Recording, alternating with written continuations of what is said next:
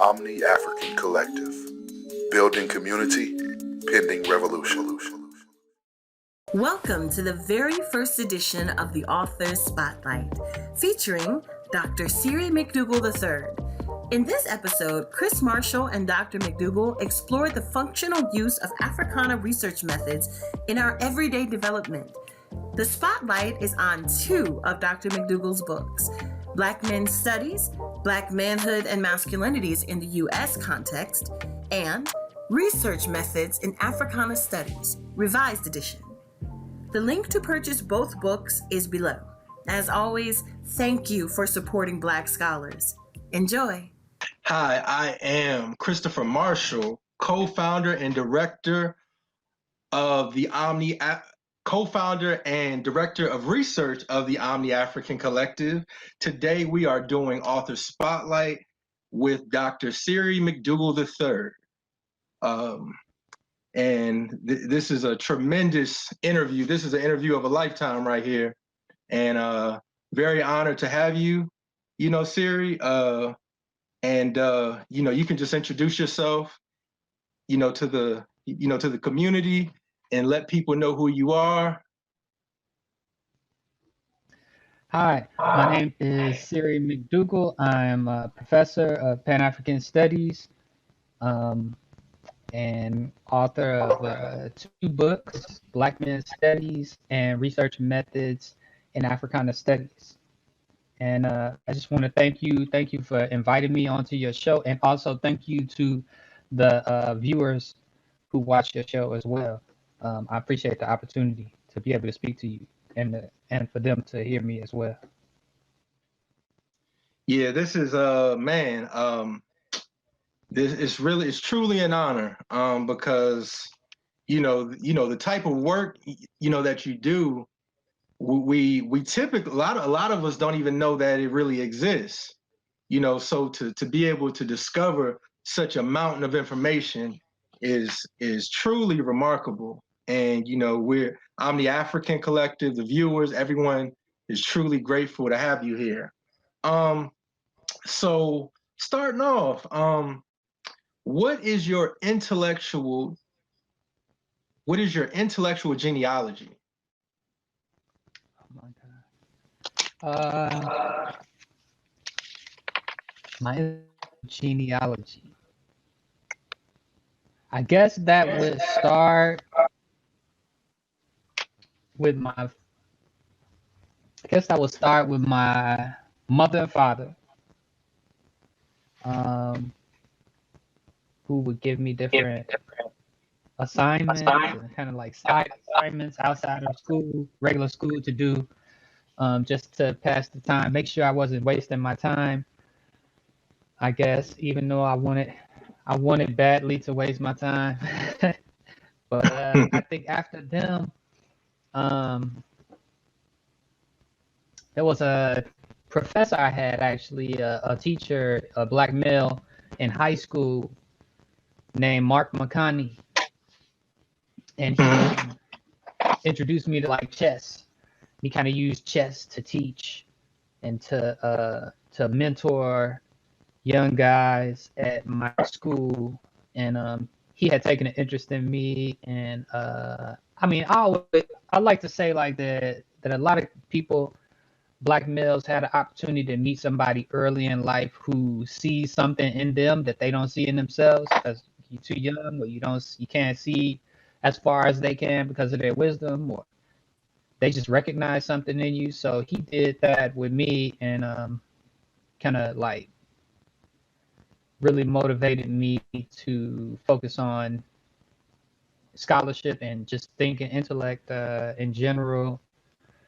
And after that, I think it would be my peers in college, because I went to a undergraduate school. It was almost all white. It was definitely all white. I'm sorry, but it was like there's like maybe 30 to fluctuate between 30 and 40 black students on campus. Sheesh. But what it did was it created a tight-knit group. The reason I mentioned them in terms of like this whole intellectual genealogy is because with the leadership of another black male on campus named Daniel Johnson. He was like the director of multicultural affairs. That's what he used to be called, multicultural affairs. But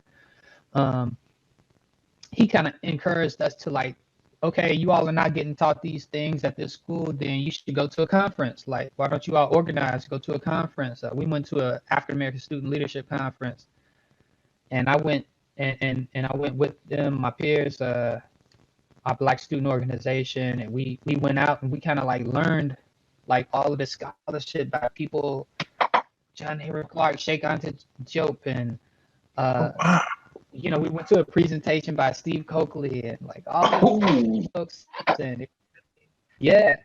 So we kind of like it, and it just changed all of us, just all in once,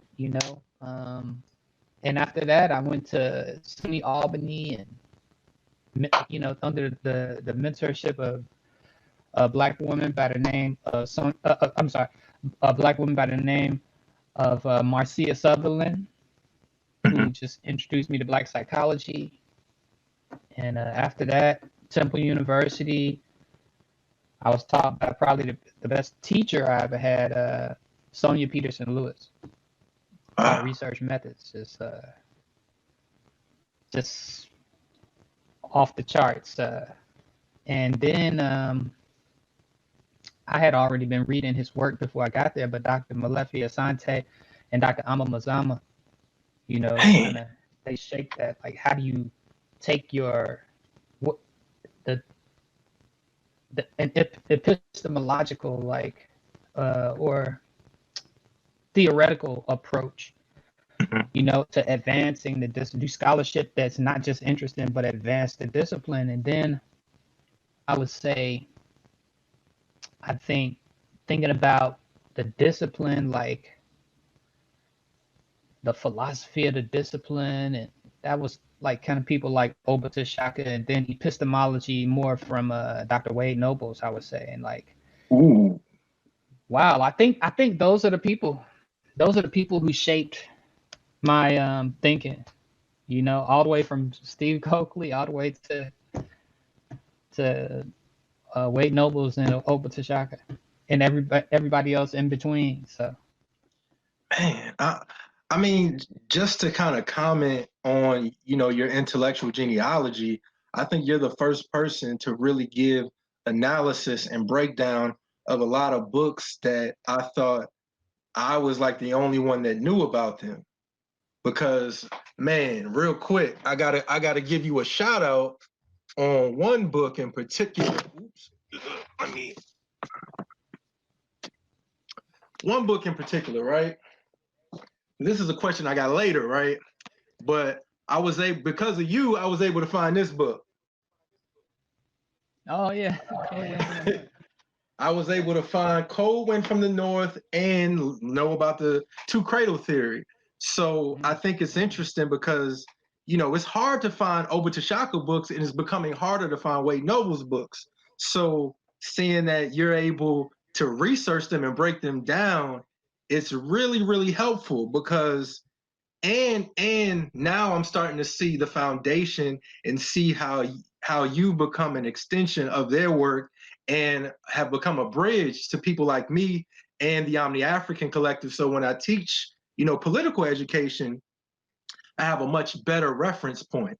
You know what I mean? So instead of feeling like I got to do everything that you've done, I could stand on your shoulders and start to build off what you've already done versus, because had I not known about the work that you were doing, I probably would have written something almost identical just out of not knowing that your work existed, if that makes sense. Yeah, I mean, and I would say that, like, I'm sure even if you wrote it and it was on the same top, I would still write it if I was you, because I bet 9 times out of you would have taken a unique approach. Even if we wrote on the same topic or something like that, you still would have took a unique approach, and it would have added something that I would not have added. So, Yeah.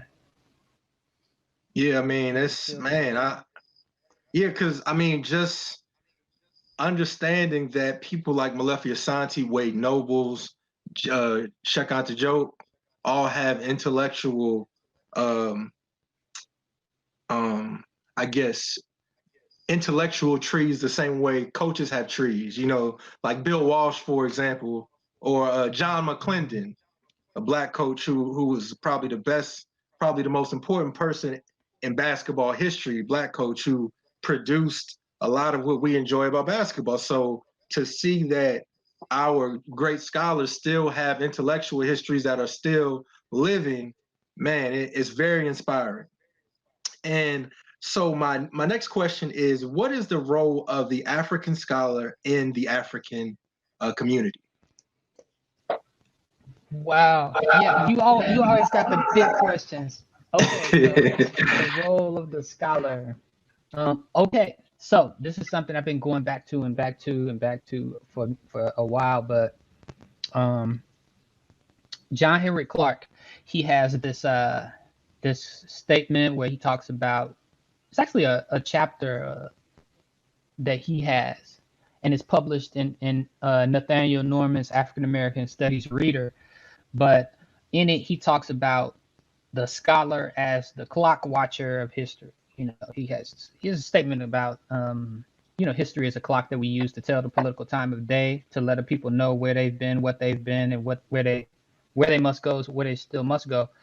But he kind of designates the role of the scholar as the person who is responsible for um, guidance, or providing a roadmap to the future, um, and kind of anticipating what's ahead for people of African descent. And I think that that's the role of the scholar. I agree with basically with John Henry Clark and saying that the role of the scholar is to shine a light on a way forward in different areas, whatever the area may be, healthcare or psychology, etc., and kind of to give to spark the ideas that would lead to better to change, political change, or like it could be political change or just improving a after school literacy program. But scholarship should just provide that the ideas and the systematic approach to making change, I think. Wow, wow.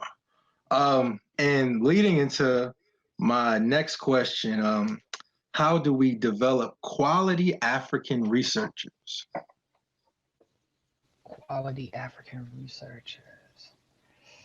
I think that everybody is a researcher Mhm. in a casual way, but to develop that, to develop quality researchers, I think we need to make sure that research is something that is prioritized for in schools as early as high school, and in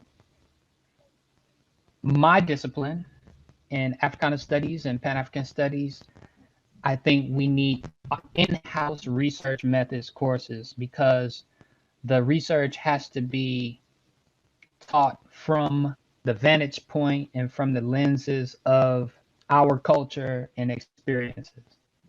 So I think if we put uh, Black children in contact with research, and we are doing the introducing, we're writing the textbooks to introduce people to the research, then it won't be a shock when a Black student gets into a research methods class, and it'll be something that they know that they can do, that they've already done before, and they'll know that they can be successful at it. And if it's culturally relevant, then it'll be even easier. Yeah. Man, yeah, because I mean, from some of, I mean, just even some of the feedback that I've gotten, typically research is seen as a European endeavor, like, and even getting into your you breaking down, knowing versus just knowledge, I think it really explains the value and importance of really being, an African researcher and going from being a casual researcher to a systematic scientific researcher. And my next question is, what is the importance of research methodology towards the development of Black men?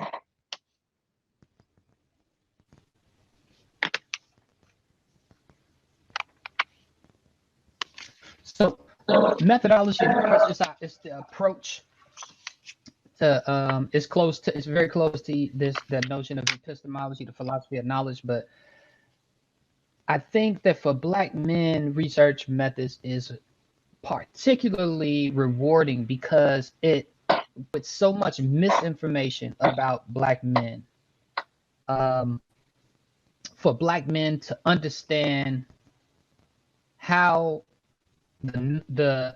how the systematic approach to producing knowledge and information and validity and understanding the validity and reliability of information around them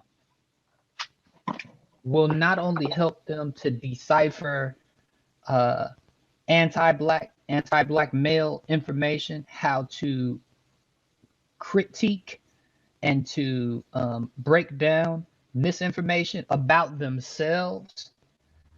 I think it's critically important because not only will Black males, just like everybody else, run into a great deal of poor information. I mean, we have access to at our fingertips. We have access to so much information, but of varying degrees of quality. For everybody, it's important to know research methods, but because misinformation differs systematically by race and gender, Black males will be confronted with an extraordinary amount of misinformation, stereotypical, racist, anti-Black male information about themselves. That knowing research methods and methodology is extremely important for them. But when they know it, Black males, and even without getting formal training in research methods, Black males have just through life experience come to be able to recognize certain things and misinformation. So training in research methodology is even better. Mm-hmm. Man, I mean, that's so powerful because man, just just starting off your book and connecting it to research methodology, I thought how you broke down sight from Maladome. I mean, is it Maladome Some? Is that how you say it? Malidoma Some, yeah. Okay, Malidoma Some. Okay, that's how you say it. Okay, so when you were breaking all of that down, it reaffirmed for me like how research methodology and being taught not only how to see ourselves but see other Black men and being heard and that visibility and how important that is. So it's kind of like research methodology. So the research methodology that you put in your book, it really has been helping me and not only see myself but see other Black men and see how important it is to really sculpt who we are and be active participants in our development. So what is my next question is what role does revolutionary politics play in Black men's studies?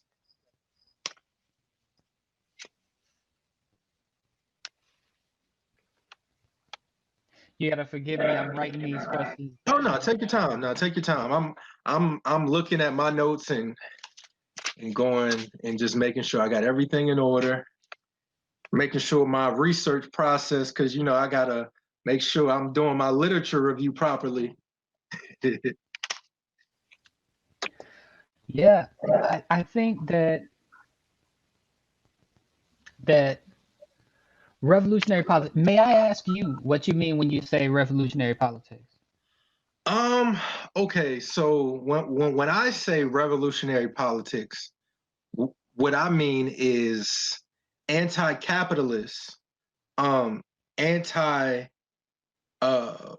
patriarchal, anti-European, anti-life institutions in general, and mainly the politics that go back all the way to the continent, not just from as a lot of people would say, a Marxist, Leninist or Maoist, approach, but a truly revolutionary African approach that goes back, or as Amilcar Cabral would say, returns to the source. Because so my shirt, right, it says the national liberation of people is the regaining of the historical personality of that people, which you actually speak to in your work. So what I mean by revolutionary politics is I guess I could say Cabralist or Cabralian type politics, where not only are we engaging in struggle, but we're developing strategies from primary research as well. So I mean revolutionary politics from whether you want to refer to the Malcolm X methodology or Kawaida or Afrocentricity or going back to a lot of the military strategy of African tribes. Yeah, I think the politics part is significant because Black men studies, and I'm speaking for Black males, right? Black men studies for Black males. I think it provides a lot of things. It can lead to a lot of self-reflection and self-discovery, which it constantly does for me. And in that self-discovery, it can transform the way you look at the world and oneself. But at the end of the day, not knowing is not enough. So it kind of puts us in a position to engage in that political process in terms of building institutions and building our own institution, like what you're doing right now. This is something that I think is like, this time period reminds me, and of course, just from based on my reading, it reminds me of that post-Reconstruction time period where people, or the after the stock market crashed, when Black people became like really, really creative and started to build institutions, build their own institutions. And I think that that's what it needs to do. It needs to drive us to build institutions, and to connect the dots between each other. Because a lot of times Black men, we're like me and you, we talked before, and I learned a little bit about your philosophy, and you learned a little bit about my philosophy, and we're like, it's always like, wow, like another person. I can't, I'm surprised I ran into another person who thinks this way or that way, but I think it should drive us to connect the dots in terms of on a personal level, but then on an organizational and institutional level too. So hopefully that's what it does, Black men studies. Oh, absolutely. And then I guess piggybacking off that question, I'm bouncing around in my various question. Where is it? Let me make sure. Oh, okay. How does resistance from Black men improve their mental health or our mental health?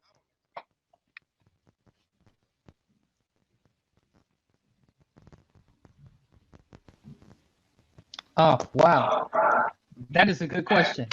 So I think that resistance for Black males automatically improves mental health, because and this might sound like a bleak outlook. I'm not trying to be like that at all. Like Oh just paint no, everything no, like. no. But You for can be as black negative as males, you want. I'm gonna lift it up. I'm gonna say what I'm gonna say, but then I'm gonna also add the other part. But Okay. uh, the reason I say that is because I believe that black males are being attacked at all times, 24 hours a day, um, and from all angles. It's just, I think that for black males are, I think we do ourselves a disservice by thinking that it's just the police who think that way about black males. You know what I mean? Man. I Yeah. think that we are still looked at the same way we were looked at in the 1960s by the FBI, and I don't think that that has changed one bit. So, um, resistance is fundamental for black males. The type of, I mean, we all resist. I mean, black males have been resisting. Black males do resist, you know, Mhm. and in some productive ways and some unproductive ways, Mhm. you know, both. But it's absolutely necessary.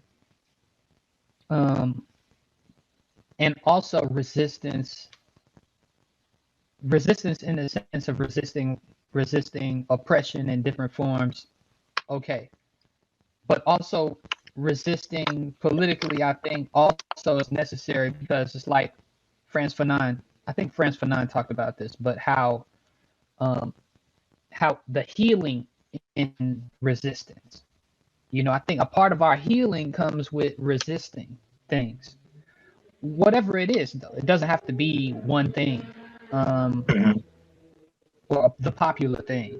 You know, so a lot of people right now are resisting like police terrorism, etc. That's one way, you know, but resisting le- through legal challenges or resisting through organizing, resisting through starting an organization, a podcast like yours, Mhm. uh, resisting through starting um, a business or resisting in all kind of ways. I think it empowers us.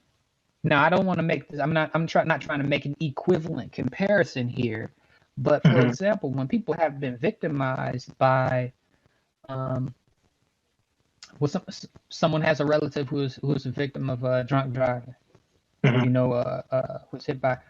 Sometimes it helps them to do some advocacy against drunk driving.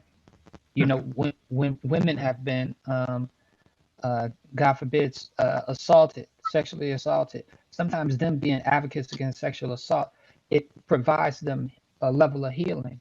Well, we face white supremacy all of the time, and I think it's important for us to recognize that us resisting anti-black maleness in whatever way it is, that's also healing for black males.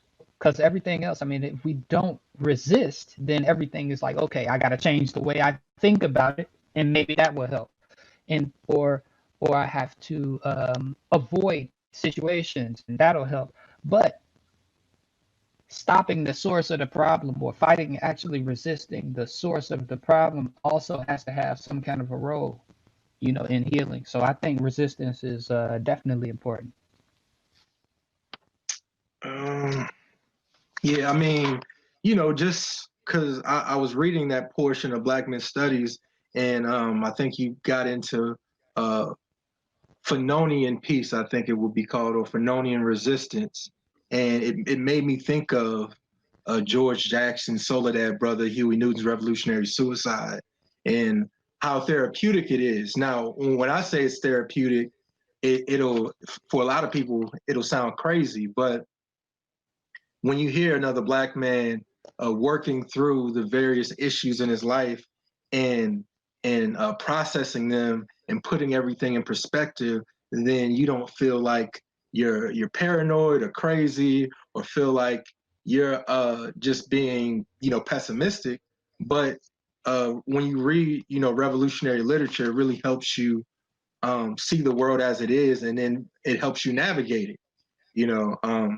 So my next question is, what is your position on rites of passage and African initiations?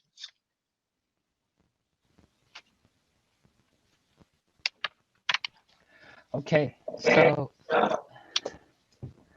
wow, I think that rites of passage, of course, is a gift that we know about from our ancestors, and the fact that we can look back and like draw on these different initiations and rites of passage experiences is a blessing, that our scholars and historians have been able to give us. And I think it's our job to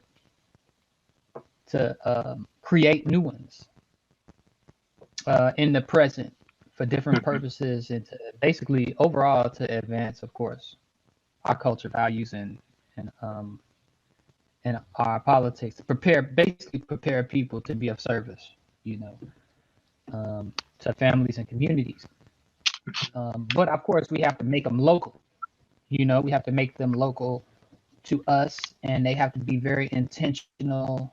And there was a sister named Sister Kuji Chagalia, but she said something. She was saying that we can't just have these like rites of passage that are like one weekend, like the weekend you go through it, little and it's the rites of. She was saying that it has to be a little more sophisticated, a little more or intentional than those things, and it has to be organized, take place over a significant period of time to actually accomplish some of the goals. So I think rites of passage, they're extremely important. Because to that point, right, part of the reason why our political education is the one program that we're focusing on, and this is part of our, political education as well. We saw that the Black Panther Party, they would have only a 6-week, political education, but understanding what I think Malefia Santi, I think it's a theory you extracted in your revised edition, and you talked about location theory, right? So even though I'm just now finding out about it, I was able to understand where we were. So political education is something that will be something we'll always be doing, right? And it doesn't mean that it's going to take everybody's time, but with where we're having to start over from the 60s or even from the 40s and civil rights, I understood that it has to be much more hands-on and much more detailed. So I guess my next question is, would making research or teaching research methods or teaching how to do research as a part of initiation, would that be something that would help not just Black men, but Black people overall, in that since so many people see rites of passage like they see revolution as an event versus a process, would it be something that we need to add or create and that is more extensive? Yeah, I definitely think knowing is key to rites of passage, especially manhood rites of passage. And then when it gets into like the expertises, like the different initiation rites for astronomers in among the Dogon, for example. Oh wow. Or blacksmiths, or like that, the process of knowing has always been central to African rites of passage. And so that definitely has to be a part of ours, that knowing process. But then at the same time, rites of passage means that you die, you symbolically die to one stage of your life, and you're reborn with new responsibilities. So that knowing, and then coupled with inheriting a greater responsibility, is typically how those work, correct me if I'm wrong, but those rites of passage work that you die to some aspect of your life and are reborn with new responsibilities with that new awareness. Wow. So man, it just made me think of something where uh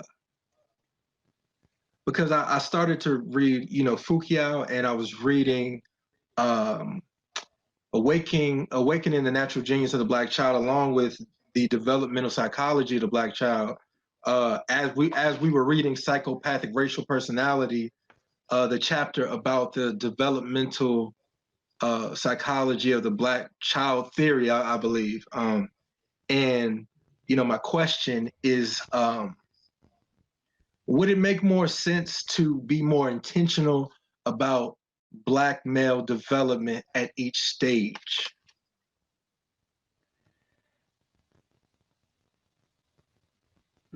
Each stage. When you say each stage, So, for example, when you said that rites of passage, it's a symbolic death, right? To where you're going into another stage. So, my question is that would it make more sense to be more intentional about that process? Because one of the things I'm seeing is that we're not getting the development we need to become elders, right? And I'm seeing where our community has kind of fallen short because we think after a certain point that development will happen by osmosis. So my question is just simply, should we be more intentional with Black male development from infancy to elderhood or eldership? definitely, I would say, and I think that there's a lot of missed opportunity with Black males when it Mhm. comes to programs for Black males or young men, etc. A lot of it ends up being like Black males congregated into the same place. But there needs to be more people who taking advantage of the fact that look at what you have right now. You have Black males, you have young Black males in the same place. Take advantage of it. Teach them something that is unique to their gender, race, identity. When you have them there, don't just warehouse Black males together. You know, integrate Most definitely. manhood and masculinity into it. Integrate the role that their race and gender in particular, what they can expect and like what tools they definitely need, introducing them to the people and the opportunities that uh, they need to be successful, and the tools that they need to weather the very unique storms that they are certain to face as Black males in this particular climate. I think so. Definitely, we need to be more intentional. And there are people who are doing it too. Oh, and I see it. I definitely see it. Um, I just want to make people more aware of it. So, this is something. Sometimes I'm hard on people about stealing ideas, but if you hear this, y'all can definitely take this and build on it. Because my thing is, if people take something, just cite the person. That's all. Oh yeah, definitely. Yeah, just Yeah, cite Black men, cite Black women, cite everybody. yeah.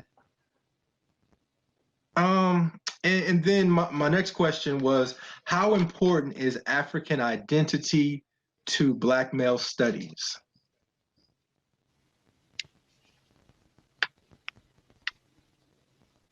Okay, so I would say African identity. I was saying this to Dr. Tashaka the other day. Mhm. Over Tashaka, he was asking me about identity, but you said African identity, and so I'm assuming you were being specific on purpose, like about that. Oh yeah, I yeah. think definitely the African part is fundamental to have. I mean, I would look at it like this, like um, of course we are in the American context, and that's a very unique experience, a unique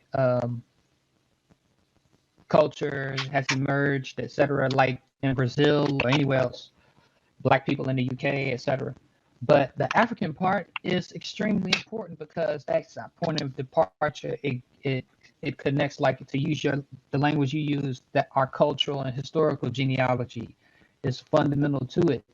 And without that, everything that we do, if we don't connect back to Africa, then everything we do can be dismissed as a response to racism or oppression or economic um, circumstance of some sort. But our cultural and historical identity, it we're reducing ourselves if we don't connect back to that African identity, no matter what particular group of African people we are, whether it's African American, Afro Caribbean, or etc. Black And men. That's oh that's wow. like that connects us to the black men that are a part of our black male heritage. We can connect back to those manhood rights, and we can also connect back to the way black men were creating institutions during enslavement or in free territories like in Harlem, like in New York and North Carolina, Virginia, etc. And just to piggyback off of that, how does scientific colonialism contribute to the removal of Africa in Black men studies?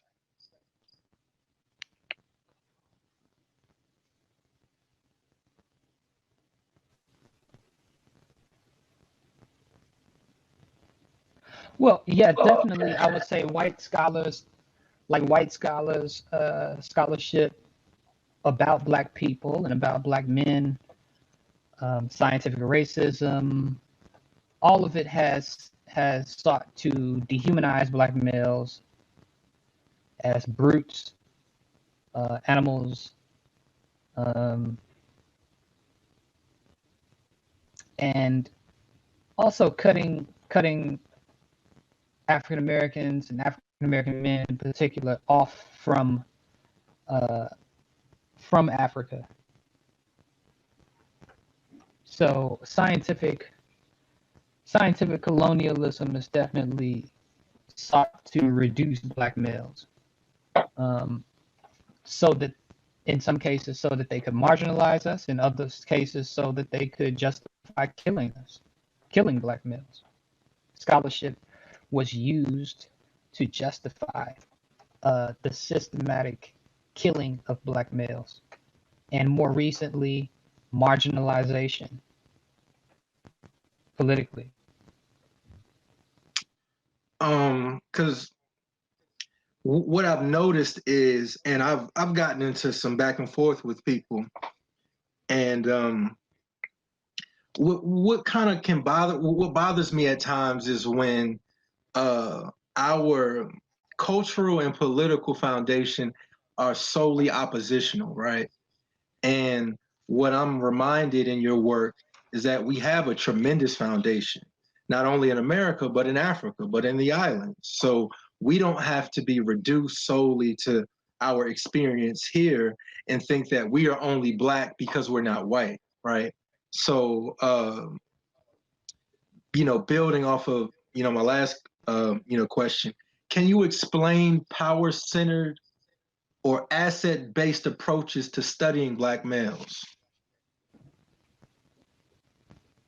Yes.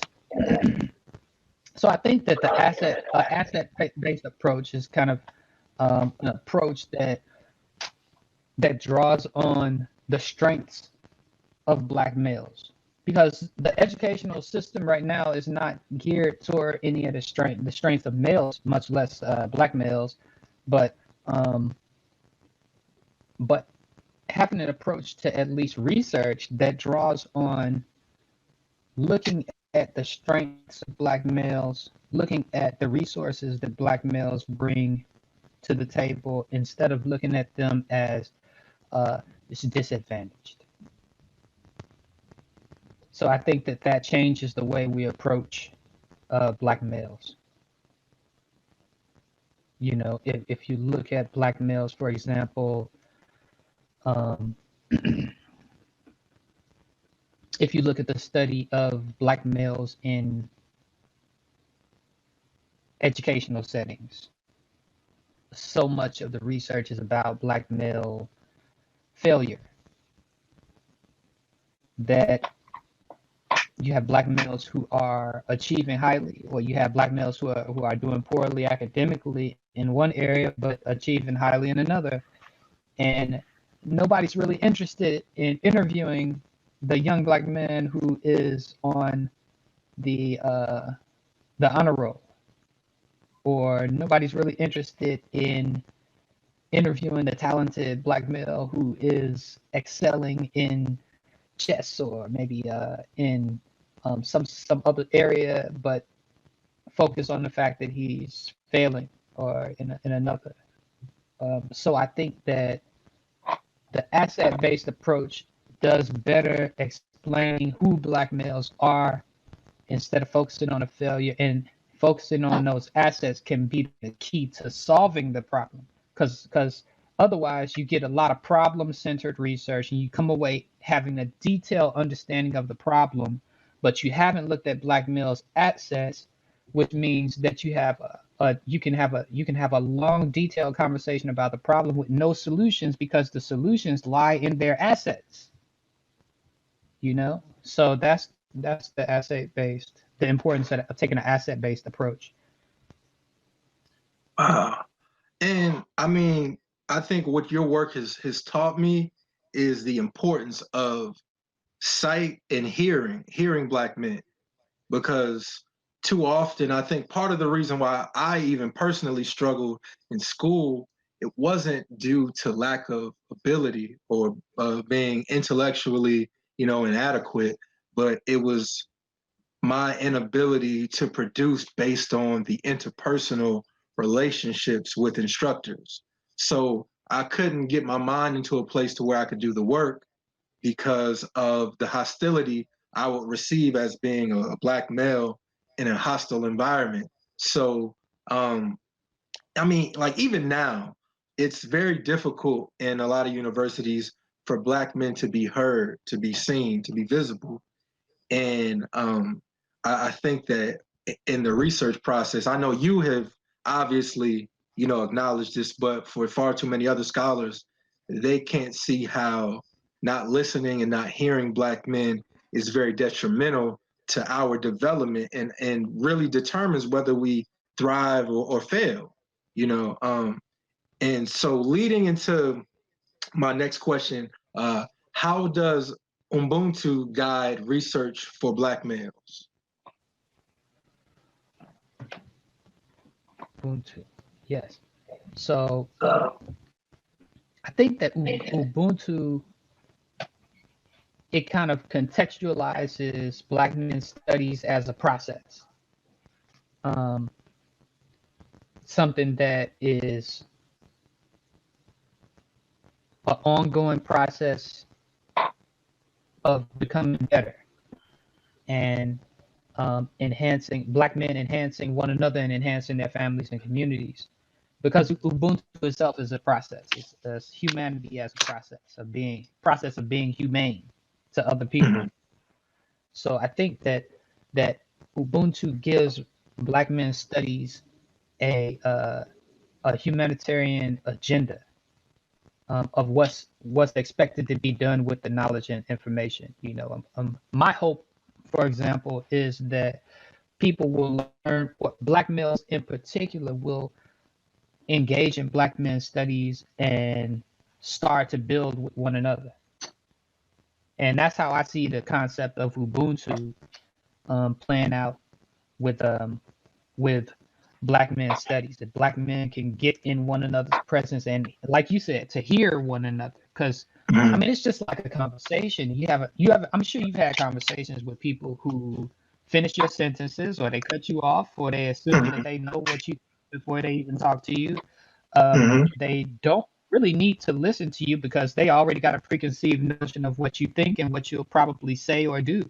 That's the situation for black males. No one needs to talk to black males because they already know we're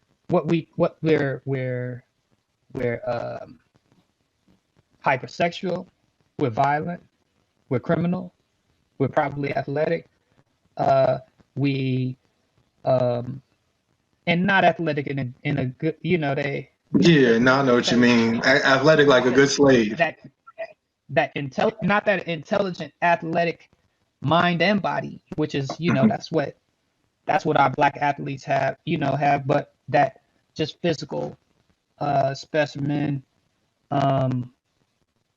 criminal, hypersexual, etc. And already know nobody even who needs to talk to black males. I was reading an article once, Mhm. and this really, really, really irritated me. It was a study on black males, and it was a study that was looking at black males' relationships with their fathers. So the author was asking black men, and black children, I think it was both genders, but it was asking black children what their relationship was with their fathers. And one black male said, he was asked where did he learn his understanding of manhood. So the author says he asked where he got his understanding of manhood. Black male says he got it from his father. Comes the interviewer finds out from the black male that his father was rarely in his life. So the interviewer asked him. He says, "Hey, how many times have you seen your father?" He's like, "Oh, I've only seen him a few times. We have these brief conversations, et cetera, et cetera." And the interviewer says he asked him, "Well, how can you say that he taught you how to be a man?" And I guess the interviewee, the black male was quiet, right? So the interviewer writes in his write-up, in his scholarship, that the black male was afraid to say that the true person who taught him how to be a man was actually his mother, and his father didn't teach him anything about what it meant to be a man. And I said to myself, well, what gives you the right to tell him what he thinks or what he was able to learn from his father in those brief moments about being a black male? You can so people like this particular scholar who is writing this study up, he even listened to a black male, but he gave it his own meaning. The lack of integrity, the how unethical it is, the way that people play with black male voice. Even when this researcher heard this black male's voice, he undermined it with his interpretation. So that's what I mean when I say that it's important for people to hear black males, you know? Yeah, I mean, to understand, because so often, right, as much reading as I do, right, as much research and note taking, the thing that is so frustrating is that when I have a disagreement with someone's work, and when people enter a black radical space, right, they assume they almost assume that black men don't know what we're talking about. And I know with the whole Hotep phenomena and the active agenda to discredit, black scholars, African scholars, there's almost this assumption that I'm gonna come in and humanize you. I'm gonna civilize, these black scholars, and not just black men, but black women too. So what what what can be so frustrating is that even when you produce evidence, when you show that someone is incorrect, then it goes straight to character flaws. It goes to personal insults, but it has nothing to do with whether or not you're right. But it's just another black man showing that these stereotypes are, legitimate. And it's very frustrating because what I'm finding is that even going through your research book and looking at literature, the literature review, having critical analysis within a literature review, I'm finding that I can no longer assume that scholars are actually doing a literature review. And I'm saying that to say that sometimes a lot of people in the academy assume that Black people aren't reading, but through the work that I've done with teaching, political education and teaching an all Black study group, I'm finding that Black people read much more than people assume we do. And I just think it's very unfortunate that it's almost like Africa. When people hear Africa, they think we're solely about mythology or spirituality, not to discredit or diminish those things. But I just think it's important that we remind people to, just respect the work that we do, and just respect the evidence that we present, because we're not just pie in the sky scholars, and to that point, my next question is, how do Black men find their unique voice?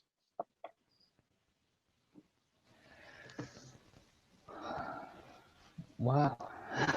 Wow, that's a good question. Um, how do Black men find their unique voice?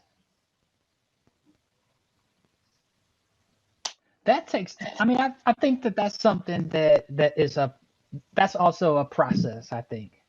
That's an Absolutely. ongoing process because, of course, with the educational process, you can gain information and knowledge, but gaining perspective is something that comes along with persistently, engaging in that knowledge and formulating and looking at just the same as the way a literature review works. You go and you find out what's out there, what's not out there, compare and contrast, see what's missing, see what your vantage point is. I think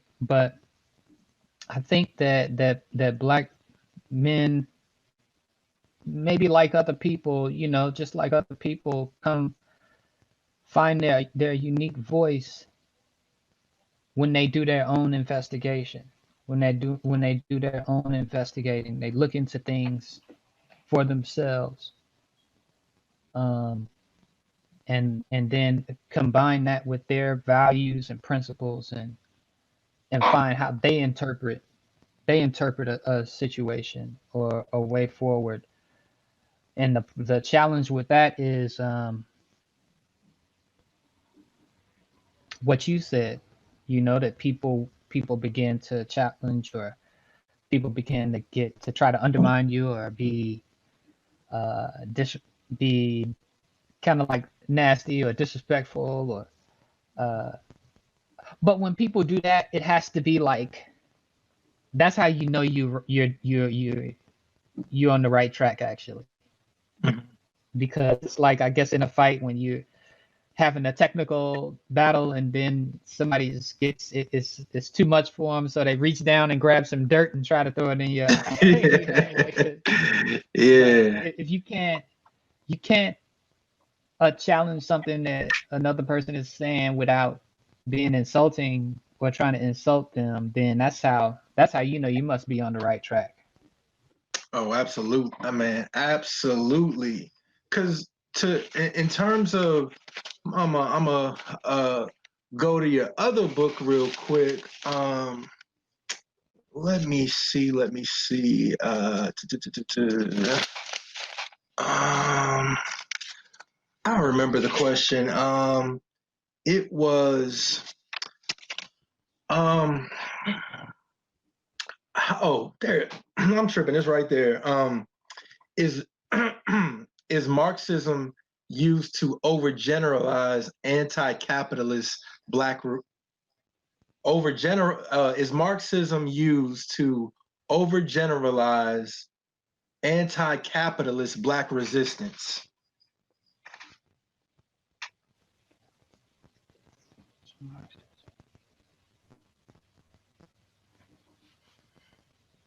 Yeah. I mean, uh, anti-capitalism is a long history. Mhm. in Black communities, all the way from A. Philip Randolph, and even further. So Marxism, though, I think when you say Marxism, it comes along with a lot of other things, a lot of other ideological baggage, Mhm. that comes along with Marxism in terms of race and Black people. So I think so. I think that's right. I think that's a I think that's an accurate statement. Even though I haven't spent a whole lot of time with Marxism myself, Mhm. but I think that, yeah, I think that anti-capitalism, I think, is does have a long history and a presence, today as well. And it also kind of, like, I think maybe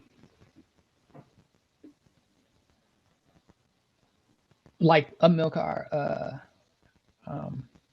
Cabral, I think Samora Machel, um, Mondlane, uh, all of these folks who were building on indigenous African economic philosophies and drew on Marxism. Even today in Mozambique, you can find Mao Street and stuff like that. But Samora Machel and the others and Cabral, they all made it clear that Africa had a communal um, economic philosophy before they had even heard of Marxism. You know, so I think that it's important to, if Marxism is going to be entertained, that the other African economic philosophies be brought to bear and given voice as well. Yeah. Because to speak to your point, what was interesting, because I got because a lot of people not gonna believe this. Hold up. 1 second. I actually got this. So I got Mandalani. So I got Mandalani, which, hold up. I got some more Michelle. And then hold up 1 second.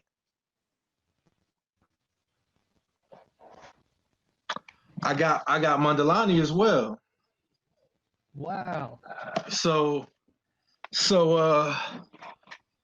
I say that to say that Samora Michelle said what radicalized him was the Protestants, because they were Catholics, right?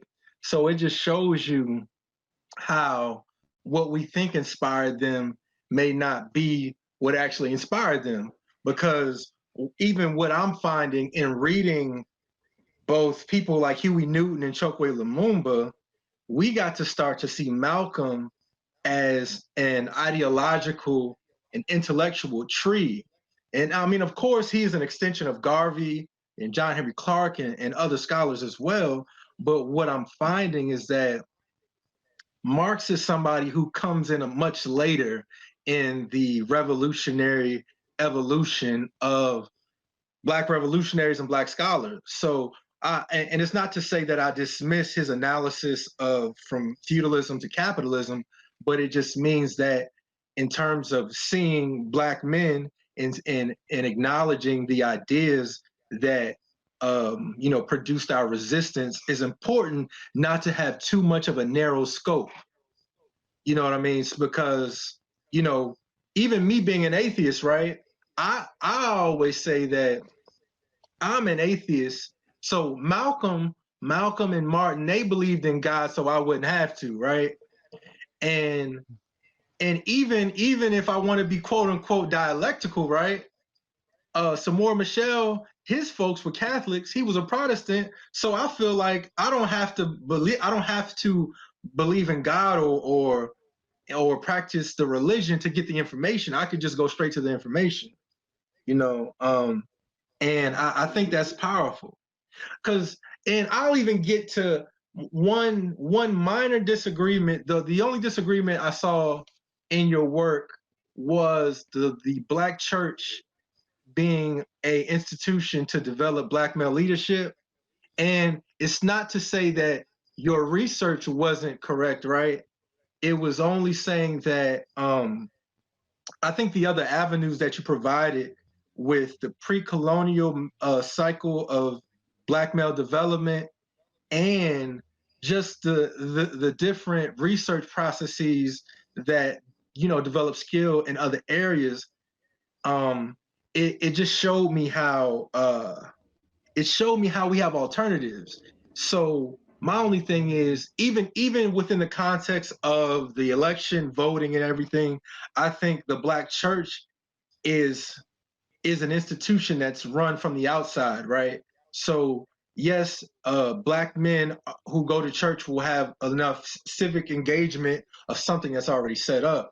But in terms of like an Mbunji, from Fukia, who talks about that indigenous political institution, I think that Black men in the church, and I have a lot of preachers in my family, right? I think that we're kind of seen and not heard, and then we don't get the intellectual development that we would get in an initiation, a rites of passage, or a research program. So I only disagree from observation and kind of seeing how even to piggyback on your analysis of the coercion of power that you broke down of Amos Wilson. I see that how Black men in church are victims of coercion so often. So I just disagree based on what I've seen, but not to, just say that your assessment was off base, because I think the conclusion you arrived at based on what you were researching was correct.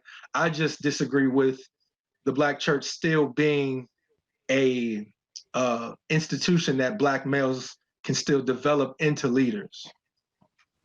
Yes, and let me say that I appreciate you 10 times more for bringing bringing that disagreement um, up, because I think we have to do that. We have to do that. We have to like bring up disagreements and like points where we depart and thinking and stuff like that, because it just gives us, all it does is give us a better picture of the whole, the larger whole, because the point that you're making is totally valid, that you can't make, in this case I can't make an overgeneralization about the quality of leadership development that's going to come out of the church, because I mean, also there's a lot of problematic aspects of some of that leadership development, especially depending on what church and like what the agendas are involved, and like what are the attitudes toward like men's roles and families, which can be very problematic in a lot of cases, and sometimes can be conservative in the very conservative in the political orientation, and maybe even a stronger leaning towards like a really, how would you say, like a really this prosperity based kind of like politics too. So there's a lot of problems there. So but at the same, I mean, could it use a mosque, for example, for a spiritual example at least, and some non-religious based examples as well. So I could definitely, diversify some of the examples there. But so I definitely agree with you. I still do think that like no matter what the spiritual communities can produce good leadership for Black males, but also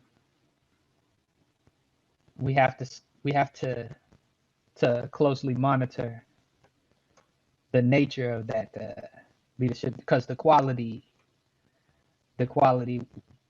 could vary greatly. You know what I mean? So I definitely don't want to paint too rosy a picture. So I appreciate you bringing that up. Oh yeah, no, I mean, because I don't think you did that. I think you made a correct analysis just based on what you were seeing in terms of politics as a lot of us understand it. Um, I'm basing my analysis off of Earl O'Farrell's Myth of Black Capitalism, and Mm, he basically explained how the structure of the Black church was similar to the structure of the Nation of Islam, the Moorish Science Temple, um, and that the prosperity gospel really was a huge part of um, forming that capitalist structure that mirrors neo-colonial structures in Africa, right? So that even the issue between an Elijah Muhammad and a Malcolm X, it was ideological, it was political, and they had an economic difference in how they saw how to organize or how to lead Black people, or like how to lead Black people. So what yeah. I'm seeing is that the overall system of global white domination is controlling an institution like the Black church. So Mm. I could even see how at certain times how the Black church was a place where we could read and study for a short period, but then as capitalism became more pervasive, as European culture but tightened their grip, then it became a vehicle to lead us into the political direction that they wanted us to go. So I'm having more of a systematic analysis of just how the institution functions and the reason why people think the way they think. Because whether you're getting more liberal prosperity preaching, or you're seeing how Kanye was eventually able to convert into Christianity, I see it more so as a political product. It's not necessarily people just wanting to practice Christianity from a personal choice standpoint, but it's just like people are becoming Christian because it is profitable, or whether they be coerced, or they don't want to be alienated. Because I know, being an atheist, how that can result into really being alienated. Um, and just getting uh, even and just getting and even just uh, piggybacking off of this dialogue, how do Black men learn to hear as and understand one another without pathologizing like one another?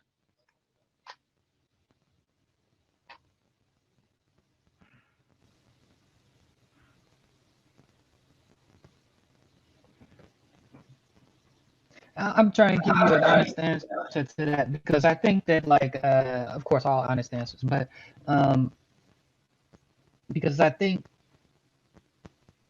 that requires empathy, and we're kind of taught not to have, and taught to suspend empathy when it comes to Black males, you know, to not have empathy when it comes to a Black male, and to I think that's something that has to be developed. It has to be worked on.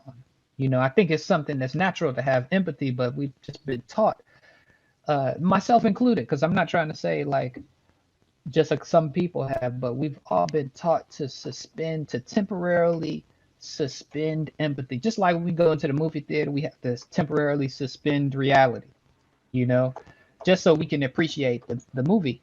I think that the images that we get exposed to teaches us to suspend empathy. But what gives us empathy, I think, is definitely, definitely study, definitely study, um, learning the history of Black males, uh, and recognize and just spending more time around one another, and I think that that's super important because we have to when we can just expose how we've been taught to see one another, I think just the act of doing that will go a long way, because we'll start recognizing it in ourselves. Like, dang, why did I say that about that guy? Why did I just believe that about this guy? Why did I think that about him? Like, that's what people think about me. Um, so I think it's got to come from empathy. Like I mean, I'm reading when I was writing the book Black Men Studies, like it definitely made me see black men differently, black boys differently. Like, I see a young black boy, I see a potential master at something, like a potential, not master in the sense of like, Oh yeah, no, I know what you mean, like an advanced expert. experience, Yeah, but you like master as a master. achieved Yep. mastery. Someone who has achieved, someone who can achieve like mastery at something, you know, You're and like then Imhotep.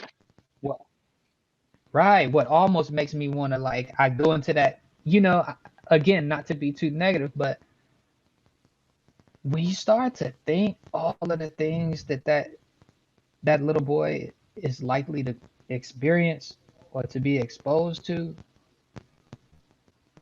it's almost like you just want to run and build a fence around it.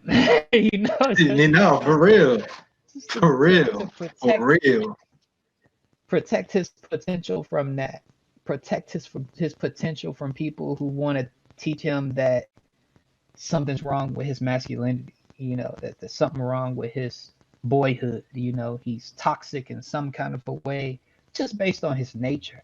So I think learning about black males makes us appreciate one another more, our potential, and it exposes how we've been taught to see one another. Yeah. And continuing on that path, how is the extended self model important to revolutionary organizing in the black community? Yeah, I mean that extended self model, of course, just for any of your listeners Mhm.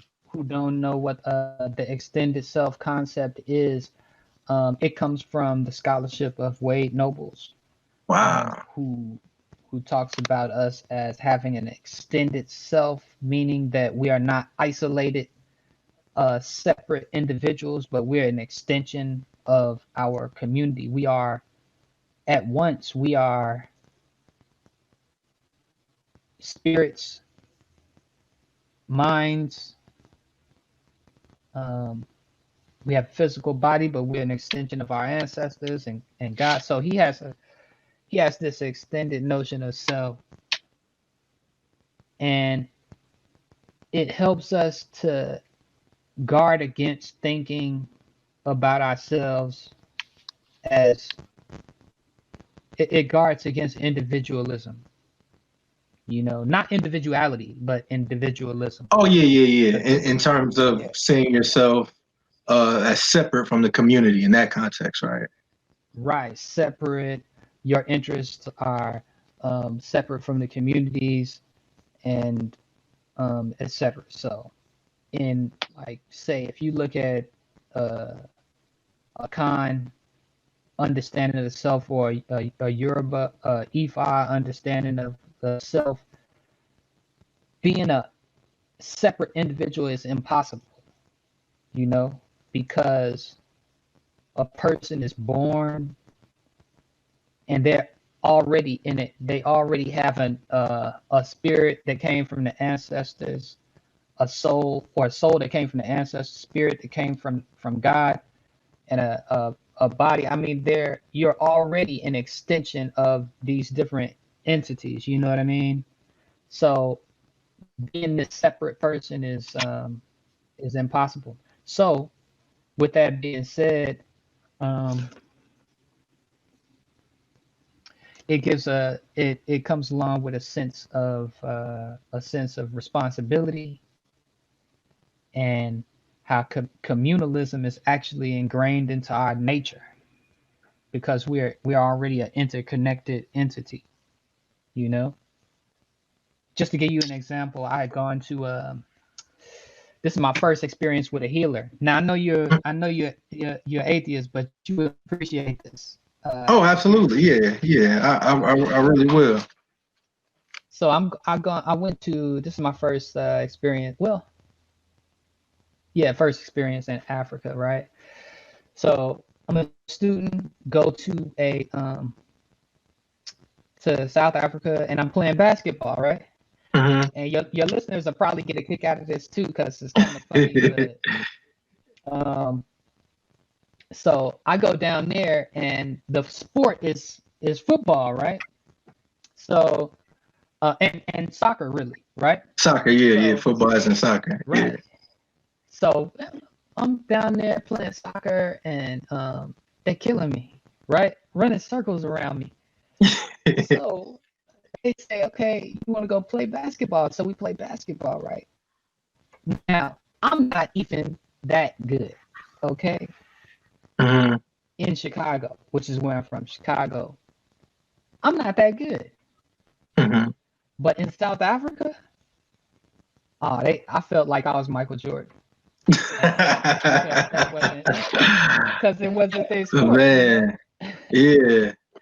So I'm down there, and I messed around and like tried to do some like triple pump fake layup, just Mhm. getting out of my body, right? Mhm. So I ended up messing up my back, Oh and my back was man. messed up real bad, right? So of course, I've been studying like South African culture and healing and all this kind of stuff. I was interested in like for a long time.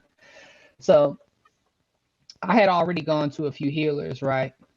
So I had gone to this one lady who is she was a healer. She was a Sangoma, which is a diviner, and she was also a Inyanga, which is a herbalist, right? Wow. So I went to her place, and it was a doctor's office. I mean, it had the feel of a doctor. It didn't look like a doctor's office here. You know what I mean? Yeah, So she yeah. had different shelves, and on her shelves she had, just like these books, she had stems, herbs, roots, bones, um, seeds, powders, all kind of stuff, right? And she asked me to come in. I found out about her from a friend of mine, but I was gonna go to her just to have an experience with healing, right? Oh, Some, absolutely. some traditional. So I go, and I'm gonna tell her like what the problem is. I said, because she hadn't asked me, and I thought that was a little odd, but she asked me to take my shoes off, all this kind of stuff, and come in and sit down. Very nice lady. She had a tray of different objects she would shake up, and she was gonna throw those and do the divining work. But I was like, is she gonna ask me what the problem is or what? But so I said, do you want me to tell you what the? She said no.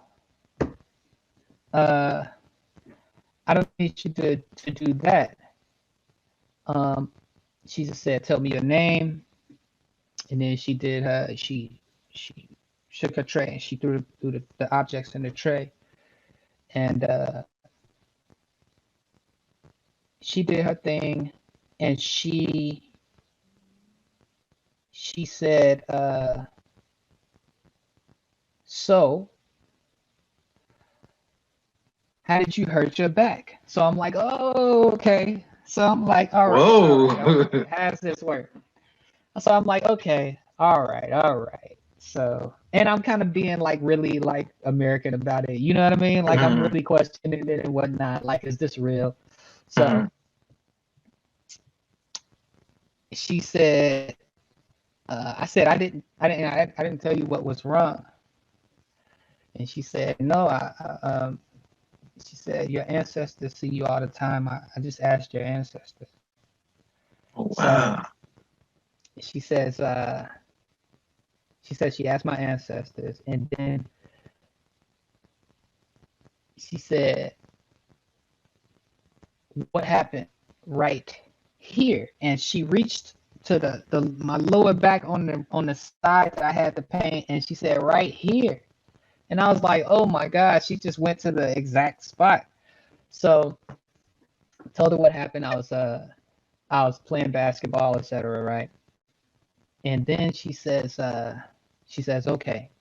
I'm going to give you something for that for your back. It's going to help with the pain. But check this out. She said, but the pain is going to return unless you call your father. Oh my God. What is she talking about? Whoa. Now I'm like, what is she talking? What is this lady talking about my father? You don't know my father. Nobody here knows my father. Like, Man.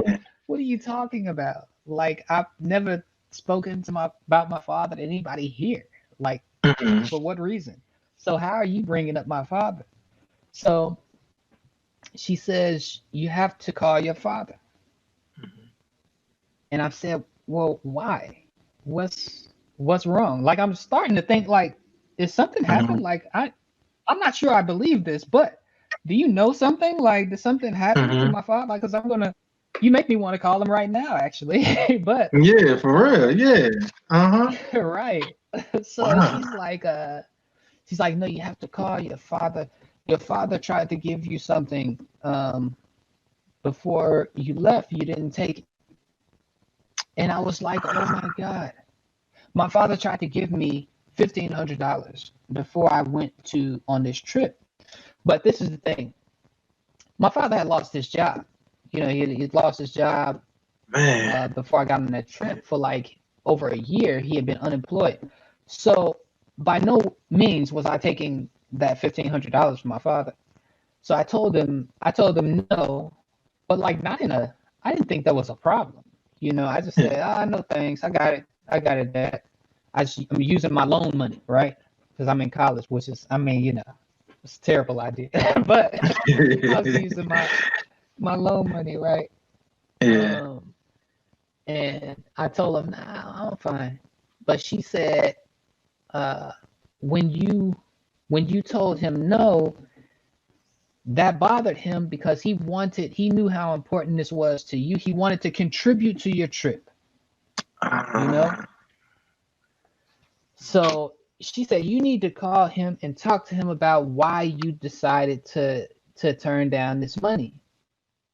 So, okay, I'm going to get to the why this is connected oh to.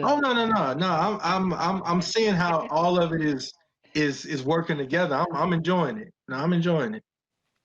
But so yeah, she says that, and she says that the herb that I give you is going to help you with the back, but the back pain is going to return because the true source of it is your relationship with your father. It's not really the basketball, right? So she said, I think she asked me to light some ritual involved all the time, like a libation or like an incense, and Mhm. then take this herb and then call your father. But if you don't call your father, it's gonna come back to the pain. So Uh, of course I did it, you know. But my point though is that a person is defined by his or her connections to the social spiritual world, you know, according to different African philosophies, okay? mhm. And so that's this notion of the extended self.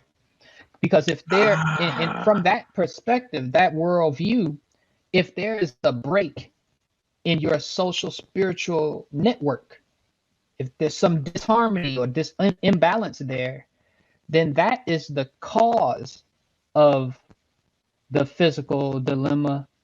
Um, and that's what their expertise is treating the root cause of an illness. ah, And whereas I think Western medicine is more the manifestation of it from their perspective.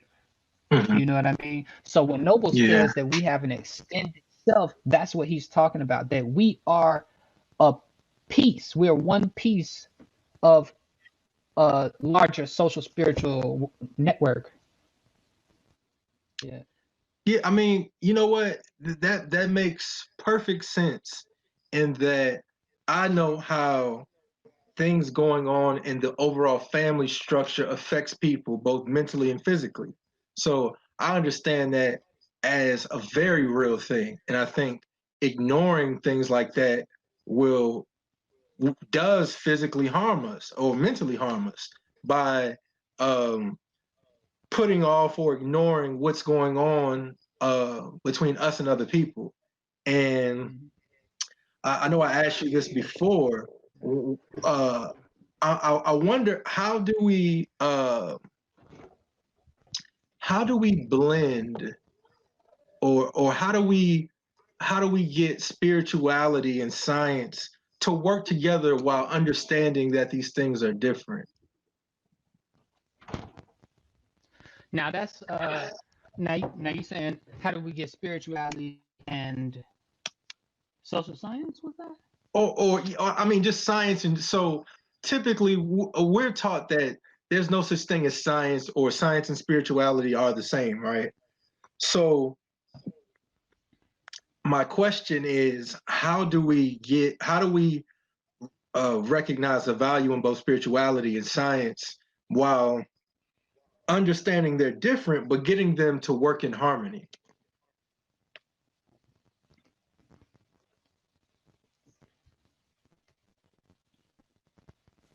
Wow.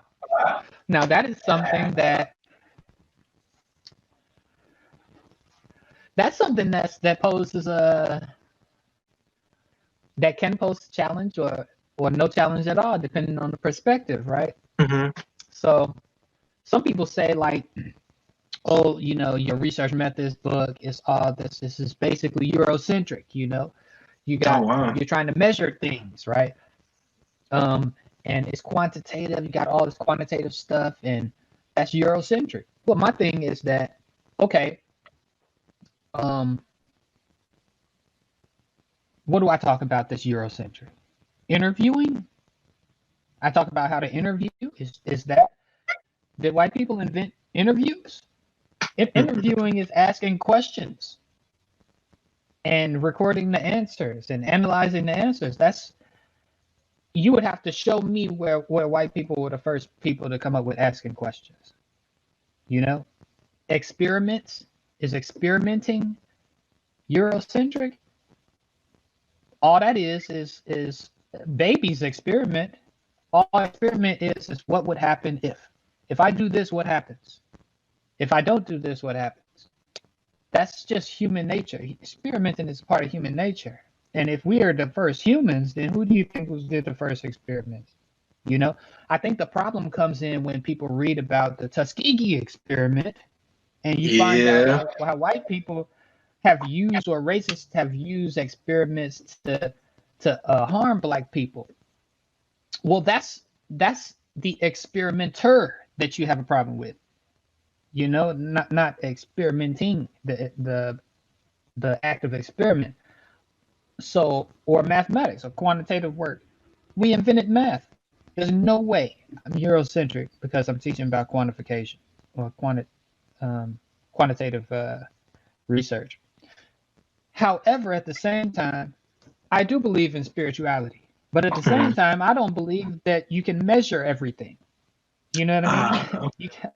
I don't think you can measure everything. There is a point that which you cannot completely know. You know what I mean? Now, the notion that you can know it all, I think that might be Eurocentric. Mm-hmm. So I don't really have a problem with spirituality in the research process, because all I'm into is measuring what I can measure. So now, if we talking about the involvement or the effect involvement in spirituality has on how black males negotiate stress, how they deal with stress, I can measure that.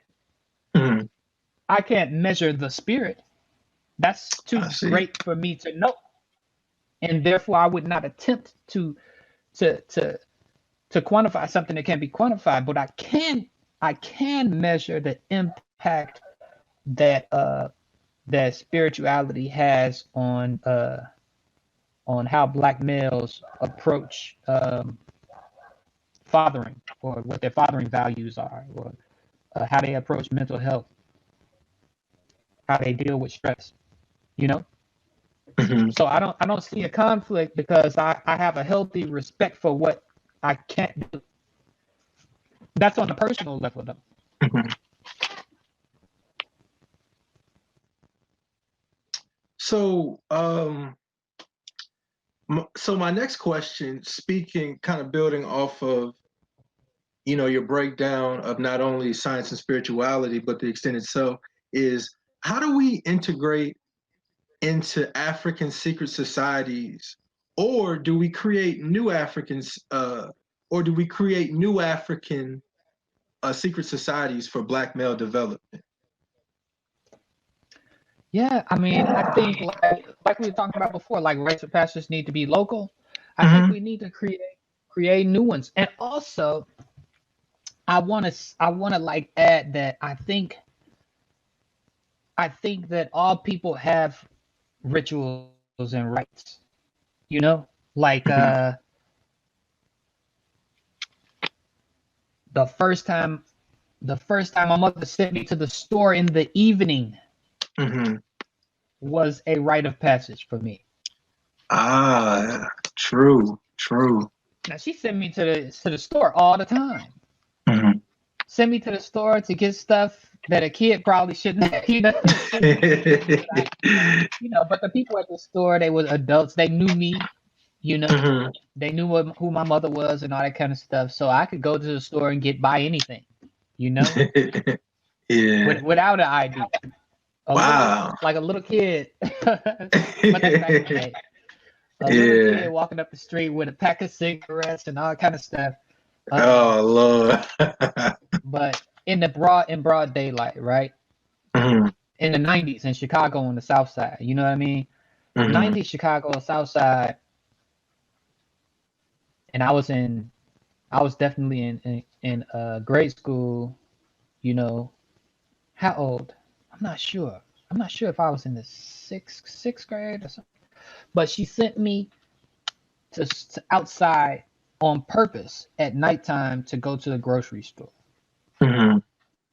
I have a belief that my mom was trying to get me into a fight a couple of times, okay? But she Oh knew that I was man. afraid. She Uh-huh. knew I was afraid.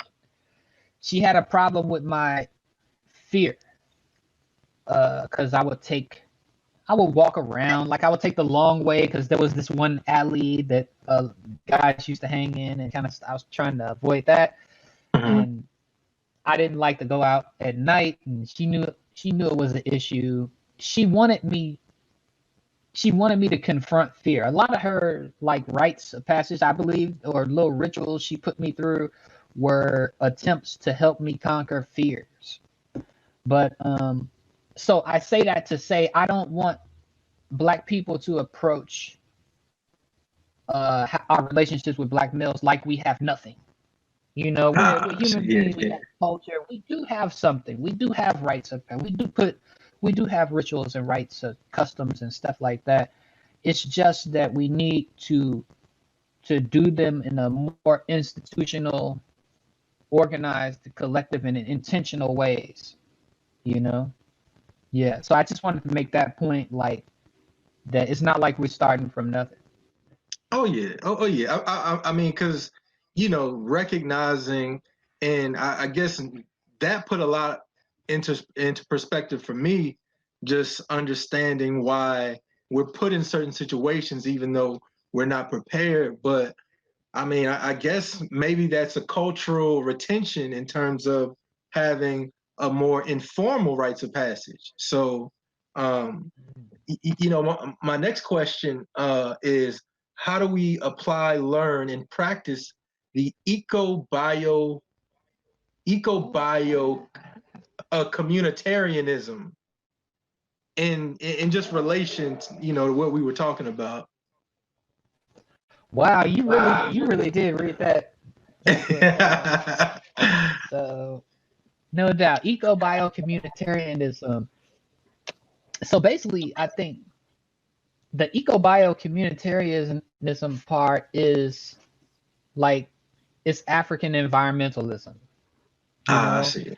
it's environmentalism it kind of shows us that we're the first environmentalists, you know, Oh, the absolutely. first people to see like plant life as being on par with us as human beings, you know, to the point where like a lot of African uh, ethnic groups saw and still see trees, for example, as possessing a soul, you know. So um, it's just a theory in that book, the research methods book, that comes from a Botswanan scholar who who is approaching um, how we view the environment, how we view plant life and animal life, uh, from a value system that sees them as beings that are deserving of the same respect as human beings.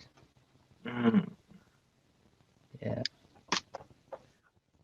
And I guess to just backtrack a little bit, how does the extended self model theory, uh, how is that connected to Ubuntu? The extended yeah, I mean, I think that you become, so the Ubuntu model says that you are being human by treating other people humanely. And the extended self model says that you're connected. You know, you're connected Ah, fundamentally to other people. You know, so when you're treating other people well, you're kind of enhancing your own life because that person is in a network of human beings.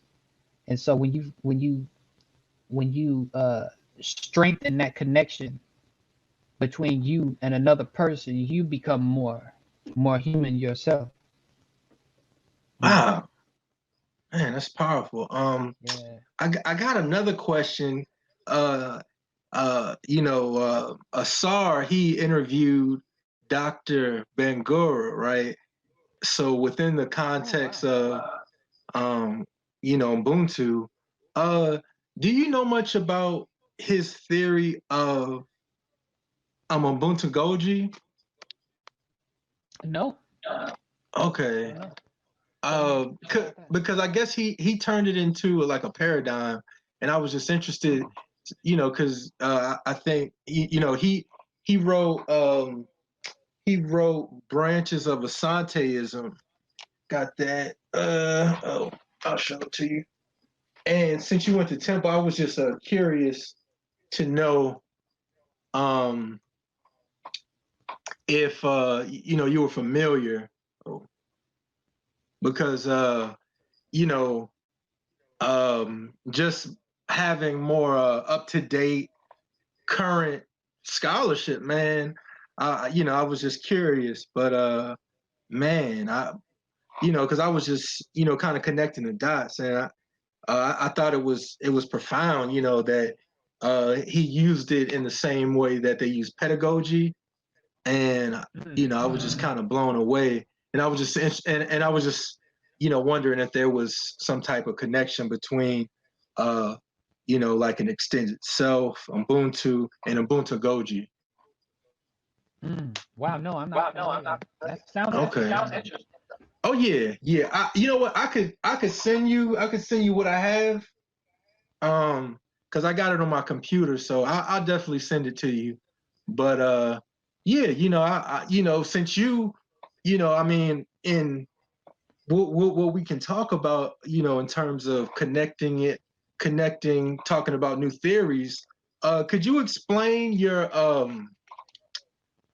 what is it? The intersecting. What is it? The intersecting. Wait. Uh, Hold on. I got the. Hold on, I'll go right to it. Um, the intersecting interest theory. Can Okay, you so explain that? I'm trying to capture with that like the Africana studies scholar and their orientation to research, because there are, for a researcher to do research to that potential, to do great research, one, it has to be an extension. I argue it has to be an extension of that person's interest and their passion. Like if a student of mine is going to do a research project, I would say, I want you to do something on something that you're interested in, something you're passionate about knowing, you want to know more about, or you feel that you don't know enough about. Um, Something you need to know in order to do something you want to do. Uh, but there has to be a passion in it, because the way I explain it to my students is that you're going to be the one who's going to have to stay up late at night, some nights, or um, you're going to have to read a lot about this. And if you're going to do that, you're more likely to do it if you're passionate about it, if you have a genuine passion or interest in it. However, in Africana studies or Pan African studies, we're not just trying to be interesting. We're not just trying to satisfy our curiosity. Um, we're trying to speak to the needs and interests of communities of people of African descent. So that interest of the student, that passion of the student, has to overlap with the interests, needs, and concerns of some Black community. So my argument with this theory is that, where if you can imagine two circles that are going to overlap at some point, one circle represents the needs and the interests of community of people of African descent. The other circle represents the passion or interest of the researcher. Where those two overlap, that's where Africana studies or Pan-African studies goes to work. Because we don't want to just do stuff. We don't want to just do stuff that's interesting. That's a need of the community. Because we're probably going to do a bad job at something that's really important. So we have to find where our passion and interest overlap with the needs of the community, and then go to work right there. So, piggybacking off that question is, how does research-centered research compromise the quality of your research? Well, if it's just a research, that's when a person is just trying to satisfy their intellectual curiosity. Oh, I'm interested in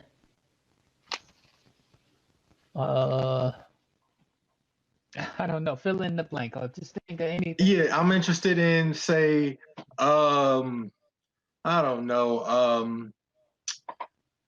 I'm interested in the intellectual development of Black boys, Okay, I'm interested in the intellectual development of Black boys. How am I going to, at what point do I make my research applicable to a need, a concern of Black boys, my population? What's my population need right now? How can I make my research speak to one of the needs and concerns of Black boys or Black boys' parents? So that's basically what it is. If it's just researcher centered, then it's likely to just be an intellectual, satisfying an intellectual curiosity. So, how often do you see people engage in what you defined as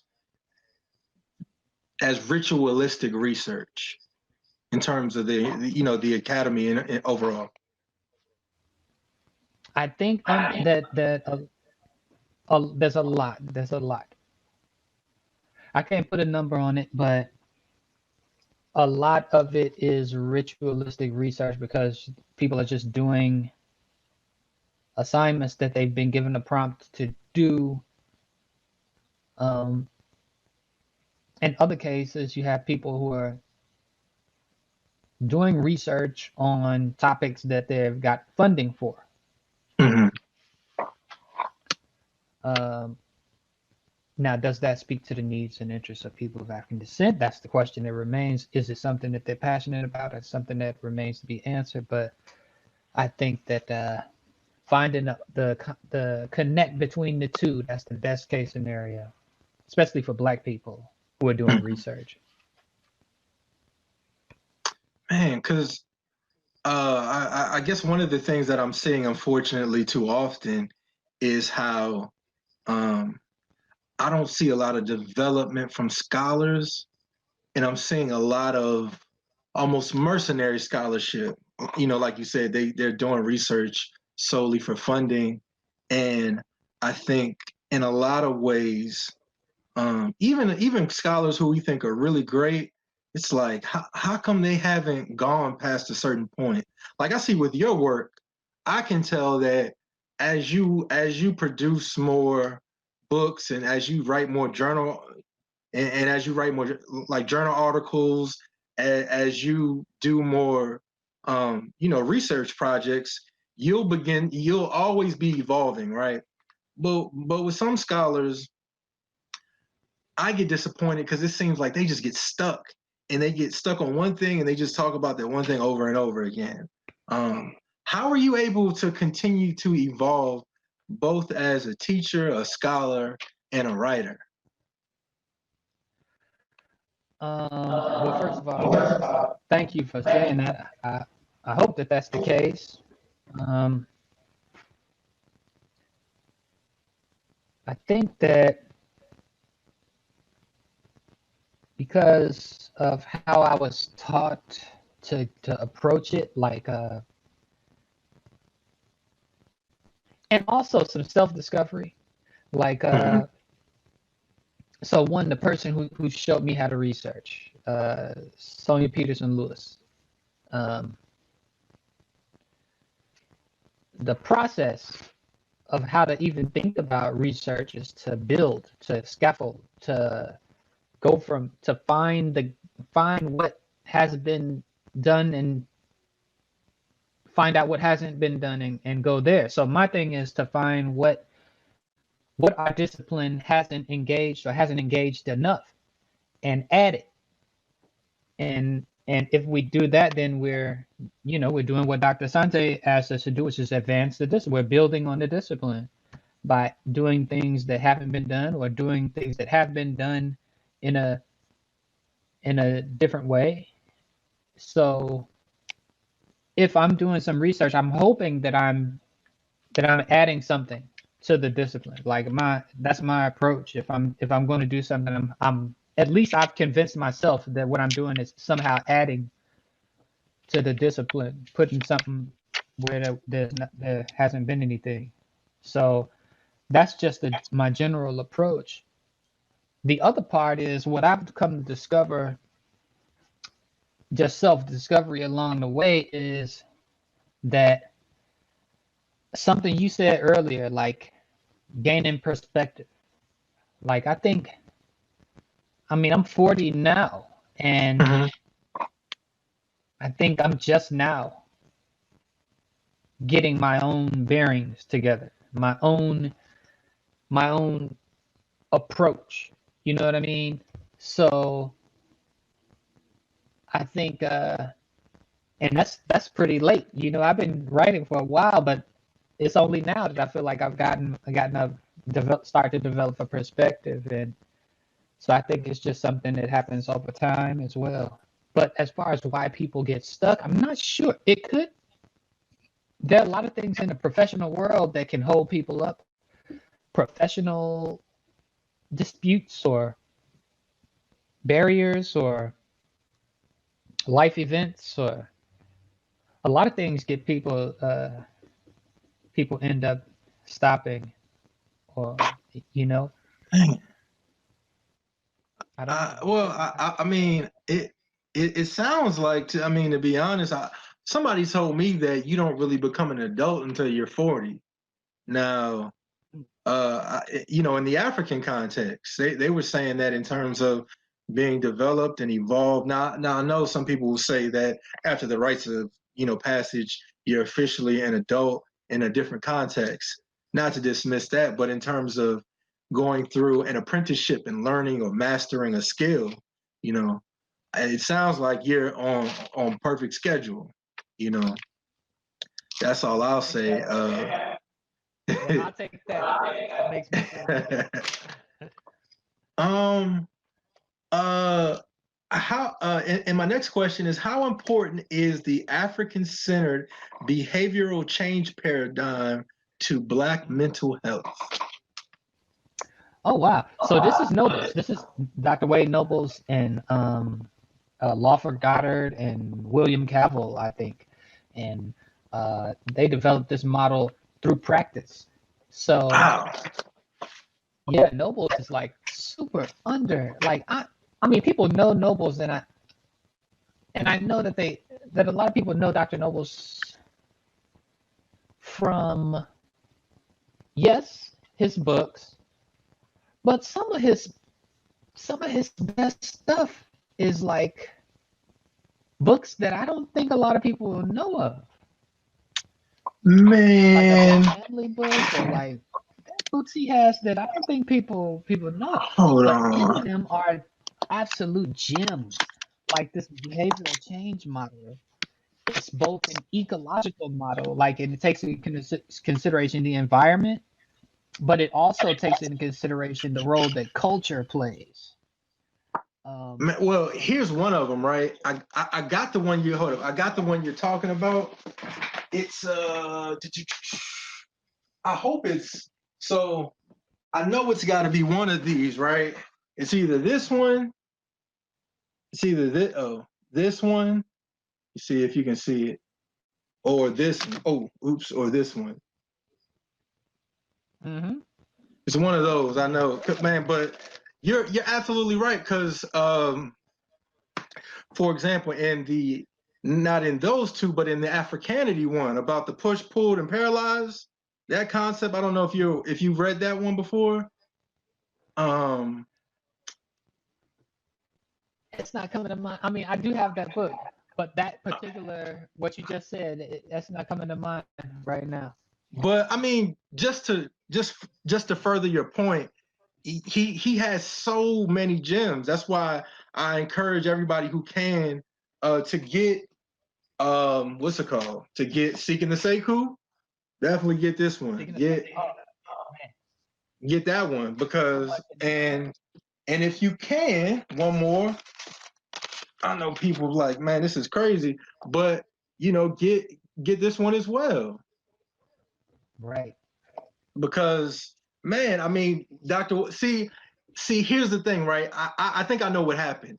See, what people do they don't do this with Abrahamic religion, but with African spirituality, they'll use African spirituality to make an African scholar seem like a space cadet, unfortunately, even if it's unjustified. Because Wade Nobles, as a researcher, as a scholar, is out of this world. Like, I mean, just the things that he's taught me are just so valuable. And then seeing your work as well is just further evidence that he is a monumental scholar, even even eventually, you know, segueing into an Amos Wilson. But I just think it's unfortunate that when you mention a spirituality, and part of the reason why I think even I identify as an atheist is how when people hear spirituality, they always try to discredit or just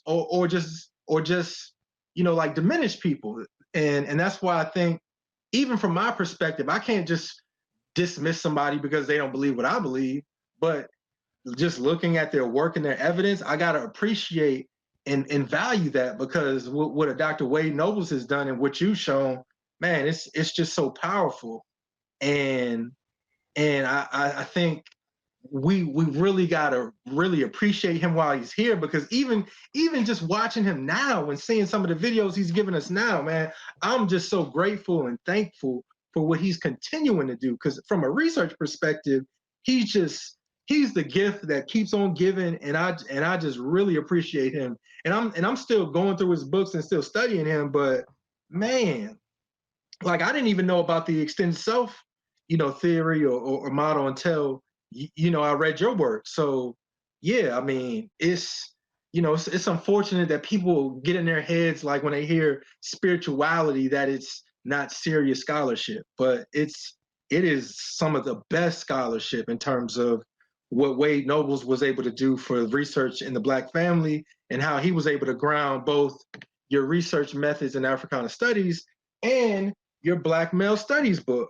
Because, man, I mean, what you were able, what you're able to do with this thing right here, man, I mean, this is just, I mean, you know, I it's just, it's really showing that the importance of your connection and your relationship with Dr. Asante, Dr. Nobles, and being able to be an extension, so that when you write your work, that I have a connection and a foundation to build off of, and because too many people, but because of people attacking African-centered scholars, a lot of people will dismiss something if they just hear the word African.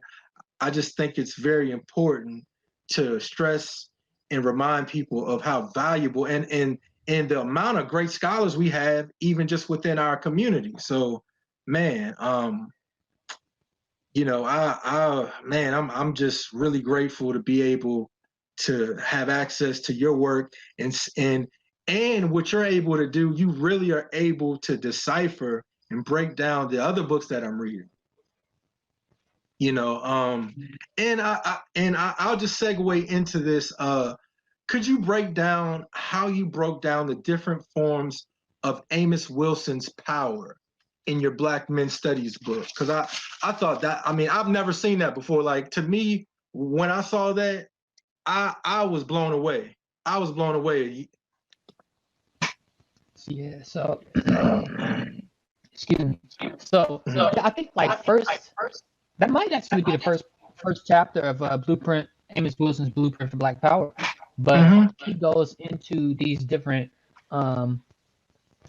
dimensions of power, because Amos Wilson's basic premise is that there's been a shift in oppression, the kind of oppression that Black people face from the use of force, and to a more contemporary psychic violence. So Amos Wilson believes that there are all these forms of force, but it's been shifted toward psychic violence enacted on Black people, where it's difficult for Black people to even know that they're being attacked, because it's an invisible kind of a warfare, and Amos Wilson wouldn't deny like that it's not, that it's physical as well. I mean, obviously look at the deaths that we're suffering at the hands of police and etc. But Wilson, the reason I broke down his different aspects of power: force as power, manipulation as power, coercion as power, influence as power, and then like this psychic violence, is because according to Wilson, if we can recapture our consciousness and kind of purge ourselves of these anti-Black ways of thinking, then that's the first step toward liberation. Wow. Because, man, I to even go back to why I had my reservations about the church. When I went through that, I was beginning to understand why I had opposition to that institution, because I would see coercion, I would see, influence, I would see that manipulation, and it turned me off, because it was like, we're spending so much time here, yet what we're putting into it, we're not getting it back as Black men, right? So I think that's why I began to see so many Black men start to even go into gangs. And even when you broke down, your research on black males and gangs, um, I'm really starting to see it, starting to see the holistic analysis that you gave, because it's like when we don't have our own institutions to develop and cultivate, the people that we want to see, the black men that we want to see, then we're going to do the best we can do. And it's not to pathologize or denigrate any black males and gangs, but more so to understand and see that when we're not able to really cultivate African-centered institutions that provide and that provide the various services, then like I said, uh, people are just gonna do what they got to do to survive. So it's really important. I mean, it's so amazing, what you've been able to do. So how does the Amos Wilson's and I mean, how does your breakdown of Amos Wilson's power even explain why black men go into gangs? Um,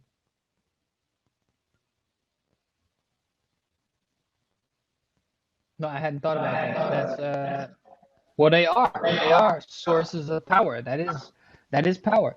There is institutionalization, is organization, is brotherhood, and I mean, I grew up around gangs, and I was never in a gang, but I mean, I was definitely protected by by guys in gangs, Mhm. you know. So I,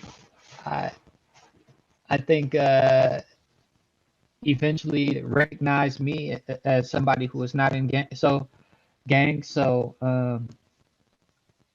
yeah, much appreciation to the the gangs out there that recognize the guys that are not in gangs and protect them, because I'm a beneficiary of that. But absolutely, I mean power. But that also depends on how you define power, because the way I define power is power. I understand power as the ability to achieve your destiny in spite of like resistance, you know. So in that sense, I think that, like you said, in the absence of power, authentic power at the government level, the traditional places that we would, under better circumstances, look to for power, there's a deficiency of power there. So absolutely, I mean, people are forming. That's why I said rite of passage, that we're not absent of rites of passage. Mhm. You know, there is organization. There is, and our question now is, what can we build better? You know, what can we do? What can we, if we're going to take something away, like if gangs are going to be criticized, then it's irresponsible for us to ask people to walk away from gangs if we don't have something to replace it with, you know, because it is um, building a power. So, Yeah, I think H.R. Brown, he said you can't build where something exists. So he was like, people in the hood, they already got a program, so you got to figure out how to make what you do, relevant, to their program. And that's why, like, even me as a suburban black person who grew up in a nice area, I understood, even in the environment I was, a lot of black men aren't as distant as we would want to think. So, for example, from I'm from a place in Maryland that's close to DC, right? So in a lot of cases, we have to travel to go and be around our people and be around a culture that we feel comfortable around, because a lot of people, they don't know the alienation that comes with being in areas that are more affluent. Because even in my area, it's not that it wasn't a large number of black people, but it's just certain experiences, certain food, music, even a lot of the good bookstores are, you know, are in the inner city, you know, and we're able to have those experiences that teach us about life, because a lot of the experiences, you know, that we need, we aren't going to get in the areas that, you know, I was coming up in. But as we interact with our people, you know, that are in the inner city, man, they really give you a lot of valuable information. And I think what your work does, it really humanizes not just Black men, but Black people, you know, and not make us see people who are experiencing certain things, which is not their fault, but seeing them as our family, seeing them as our brothers, you know, our sisters, our people, you know. That's why, you know, I'm starting to understand, as someone who's an organizer, that it can't be about how I feel or how I just want stuff to be, but I gotta look at it from a researcher's perspective and see that, okay, if I want something to change, there are a number of things that I have to do as an organizer, as a scholar, and I can't just dismiss what's happening, but I just simply got to work toward how I'm going to, you know, benefit our people and come up with, you know, solutions. And man, what was the other one? Oh, where is it? Oh, I wanted to ask you, where did I put it? But how does your worldview paradigm analysis, how does Cambone's worldview paradigm analysis differ from Dr. Bobby E. Wright and Marimba Ani? Because I was recognizing that the definitions are a little bit different. So I was curious to know what were the slight differences between the various African worldviews.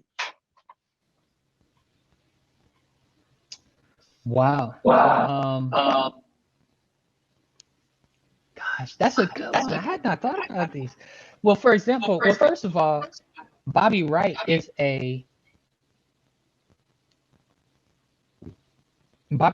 actually someone who Kobe Kanban, Dr. Kobe Kanban modeled who shaped his perspective. So, oh, I didn't know that. Wow. You probably see a little bit of an alignment there between Bobby Wright, his very political, very racial, political oriented psychology from Bobby Wright, and you can kind of see that in Kobe Kanban's work, his philosophy, because he created his own new worldview paradigm analysis. And I think that I'm trying to think chronologically here, because I believe that Kanban's worldview paradigm analysis comes first. Okay. I don't know. I don't know for certain. I'd have to take a look, but I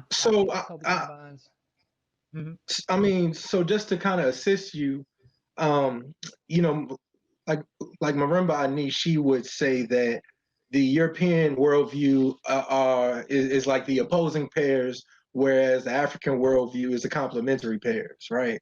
And Dr. Bobby E. Wright's worldview is connected to the Black social theory.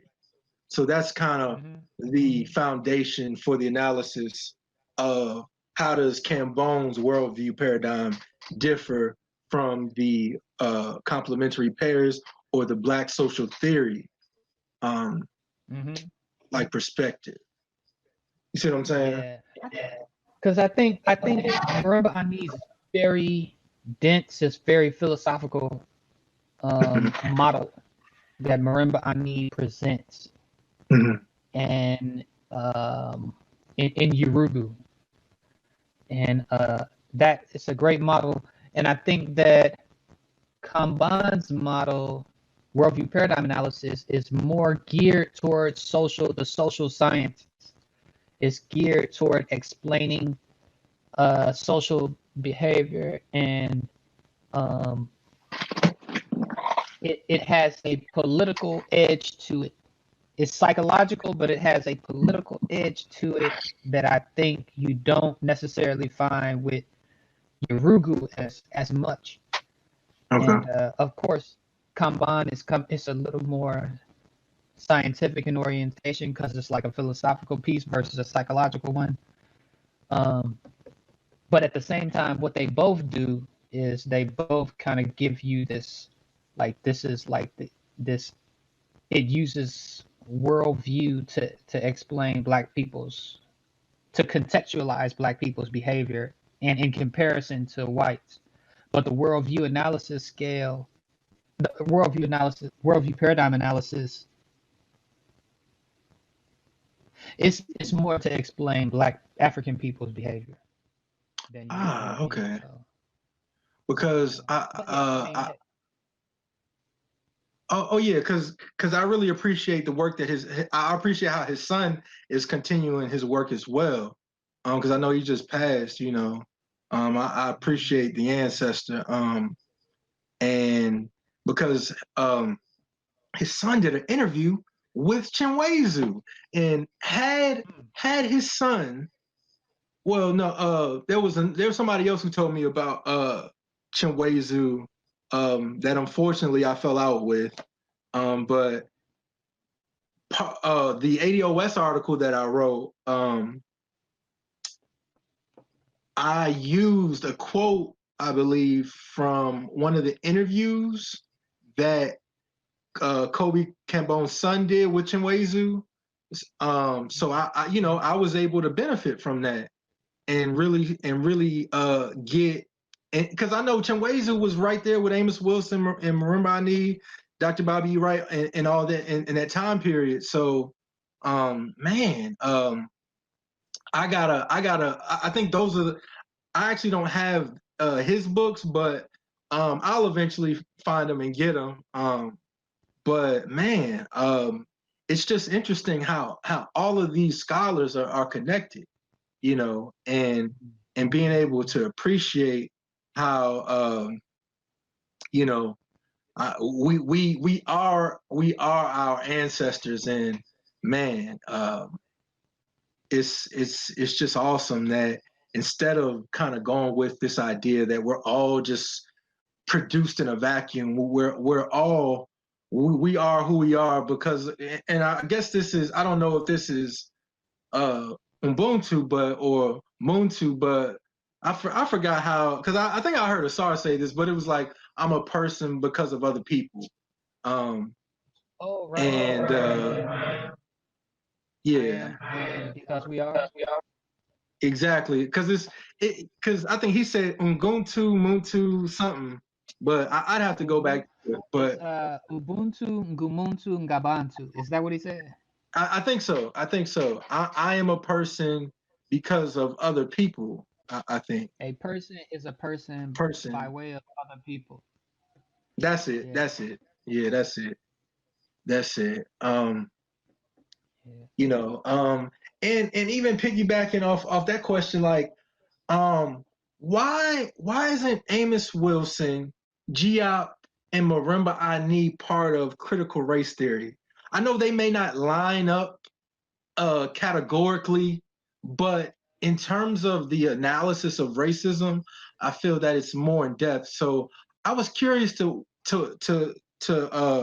was curious to why a Giop or even a Dr. Bobby Wright and Amos Wilson weren't part of critical race theory, as a discipline. Wow. I think those three folks you mentioned are a little bit more radical than the critical race theorists typically, the kind of assertions that critical race theorists typically make. So yeah, I think it's the radical nature of Uh, because I feel like I get more solutions. Because typically when people hear radical, they get scared. But when you read the scholarship, you find so many solutions, so many answers. Mm. And it's just, man, it's awesome. And let me see. Just to say, like, I mean, those folks were about black liberation. Hmm. Um, they were not like after let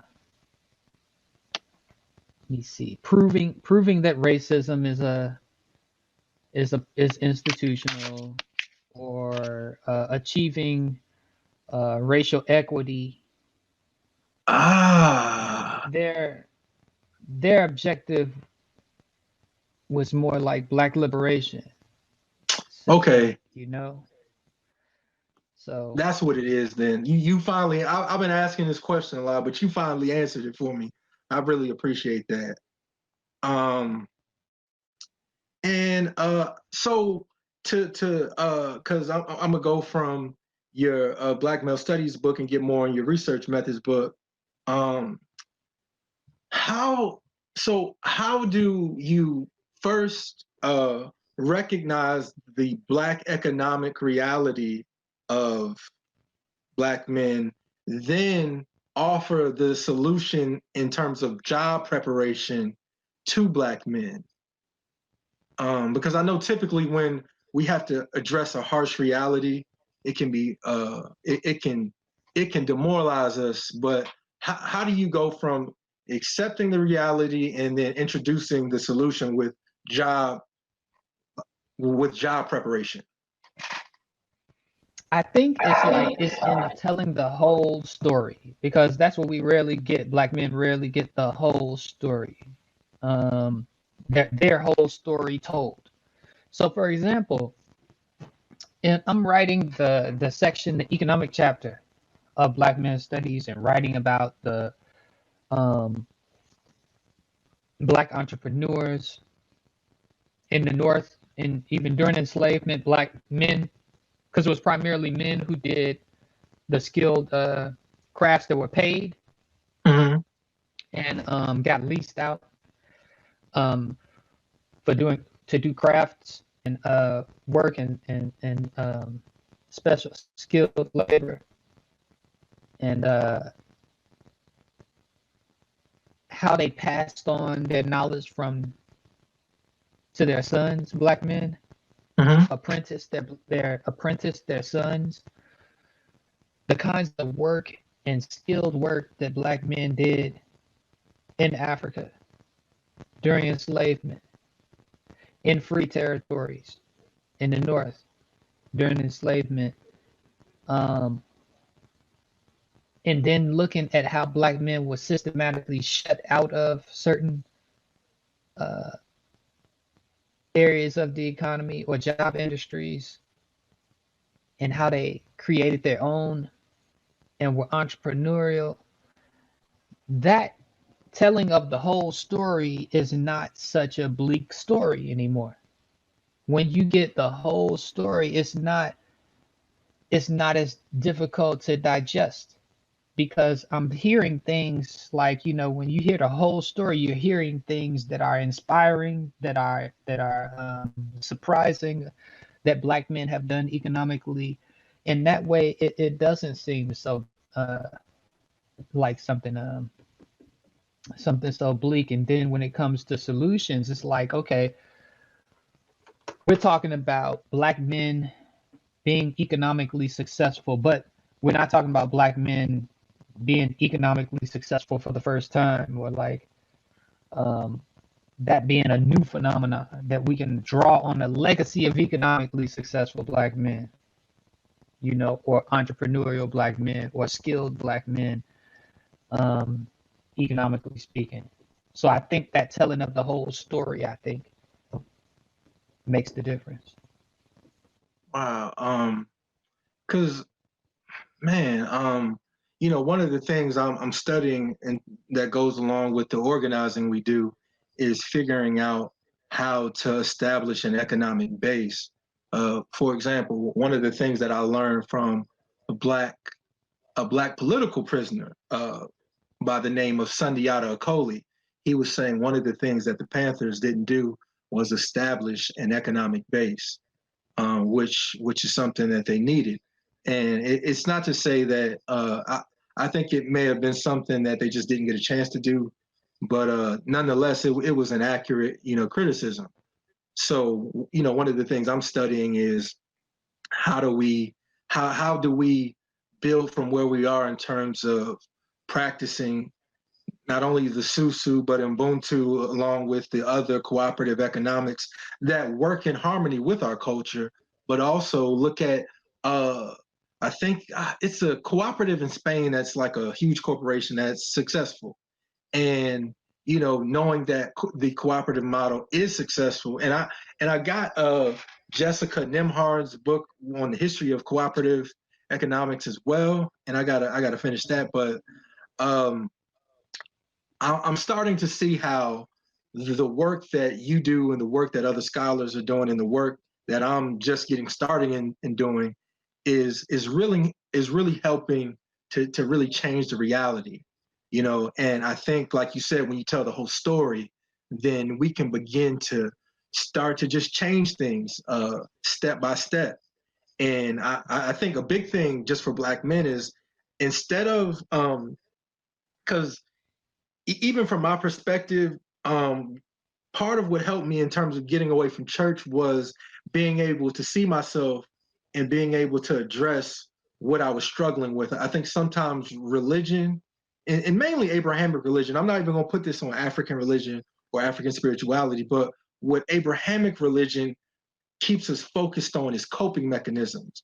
But a lot of Black men aren't able to address their reality and work through that reality and then begin to feel better by doing better.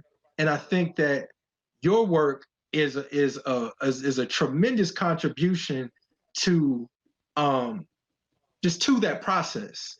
And that, okay, I get research methods, I get the whole story, I learn how to interact, I learn how to see myself, and then now that I know what things are, now I can move forward. Because I think what even going back to the coercion and just the whole manipulation, we'll think that those coping mechanisms we're convinced that that'll change the reality. But when we understand that we can contribute to our own self-determination, then we can change the environment. We can change how we feel about ourselves, and then that can become therapeutic. So I mean, that's really important, because I'm just so astonished how methodical both of your books are, and just how valuable it is to Black men to be able to not only see that there are solutions out there, but see ourselves as part of an African continuum. Because it's funny, this week we're having a dialogue between Chokwe Lumumba and Huey Newton, and instead of doing a whole thing of attacking one and tearing down the other and agreeing with one, we found that there's things that we could use from both people that can contribute to better informing how we do our work. So I think your work is really teaching not just to agree with one person or another, but really learning from all the people who contribute to our development and working towards our liberation. Oh wow, that was very good. Like the way you tied it all together. Um, what was the let me see. And I got a few more questions, and I'm gonna let you go. But I was curious, how do Black scholars create more effective theories? Research. Right now, I mean, people will do their first writing on their first writing a theory. It's like, well, I think you're supposed to test you're supposed to do research a few times before you develop a theory. But like I think a theories has have to add something new. But I think that we have to respect cultural validity, you know, and come up with some theories, and the theories they'll speak to the unique experiences of Black people, and not just be kind of these uh generic theories, but we need theories specific to Black people. Otherwise we're just applying mainstream, or like we're building on mainstream, and that's usually white theoretical frameworks that are going to shape how we see, once again, how we see one another, how we see information. But we have to make sure that the theories that we develop, if they're going to be applied to Black people, they need to grow out of Black people's intellectual heritage, culture, and experiences. So we need some culture, race specific theory, basically. Man, absolutely. Um, and what is it? How does Black the men two? definitely. Oh, I'm so Mhm. sorry for interrupting, but Oh no, go ahead, Black go men, ahead. they definitely need their own need some theory specific to Black males, the field. And there's definitely people out there who are doing that work, like Tommy Curry and um, T. Hassan Johnson, and I mean so many other people. Anderson Franklin with the invisibility syndrome, um, invisibility theory. I think so many who are doing it, but we need way, way, way, way more. Man, because man, I mean, because I'm seeing how impactful even the theories that you mentioned, from Dr. Curry and Dr. Johnson. And I guess uh, I, I kind of wanted to know, how does the two cradle theory explain where certain behaviors come from? Because I know the whole dialogue about patriarchy, matriarchy, and how Wabago and Gia, kind of break those things down. So I was curious to, instead of always people engaging in surface pathology, how does the two cradle theory help kind of debunk a lot of those myths? And the myths, what myths you have Well, in mind? like, just how Black men are patriarchal, Black men are inherently violent, because the two cradle theory, it really helped me in terms of understanding where certain behaviors come from. So how does the two cradle theory just give us uh, behavioral anthropology? Yeah. So the two cradle theory, it really gives like a uh explanation of how the way human beings interact with environment shapes behavioral patterns, and it kind of looks at the northern cradle as being a semi-glacial environment that shaped certain values, relationships to the land, um, relationships to women, and uh, relationships to one another in terms of more conflict, more hierarchical, um, and less available land, conflict over land, and a more conflictual relationship with nature compared to people who were in a more hospitable climate in the southern cradle, um, in Africa, having a better relationship with land, more communal relationships, less hierarchical, and how basically that explains how people who were shaped by different environments came into contact with one another and it also explains why they came into conflict and misunderstanding, as well as conflict with one another. Um, I think that's one of the things that the two cradle theory Uh, offers. yeah, I mean, because it really helped. It really helps explain. What was it? The Wade Noble theory, or the Wade Nobles and Goddard theory about Black behavioral change, in terms of Hmm. how certain behaviors are imposed on us, and how Wade Nobles has been an integral part in working to dismantle that behavioral paradigm in terms of how we inherit certain things that aren't African. So, Hmm. when we recognize it, it's not about demonizing an Africa. It's not about demonizing Africa, but recognizing who and where that came from. So Yeah. I think that the two cradle theory is very, very helpful. Um, and let's see.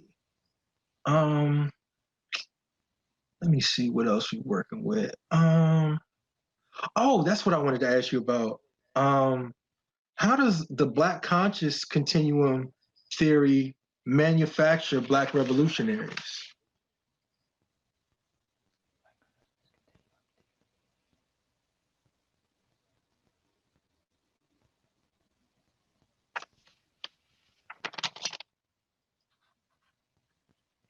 Okay.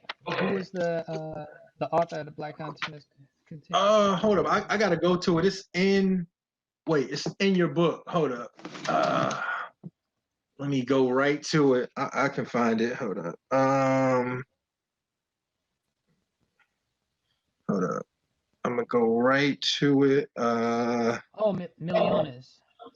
Yeah. Yeah, I think Oh, so. yeah. Oh, definitely. Okay. And how does it produce the Black Revolutionary? Yep, Milliones. Yep. How does it produce Black revolutionaries? Yeah. So I mean, I think with the Black consciousness continuum, it kind of like it it charts transformation of consciousness, and I think it's Ah, probably unique to.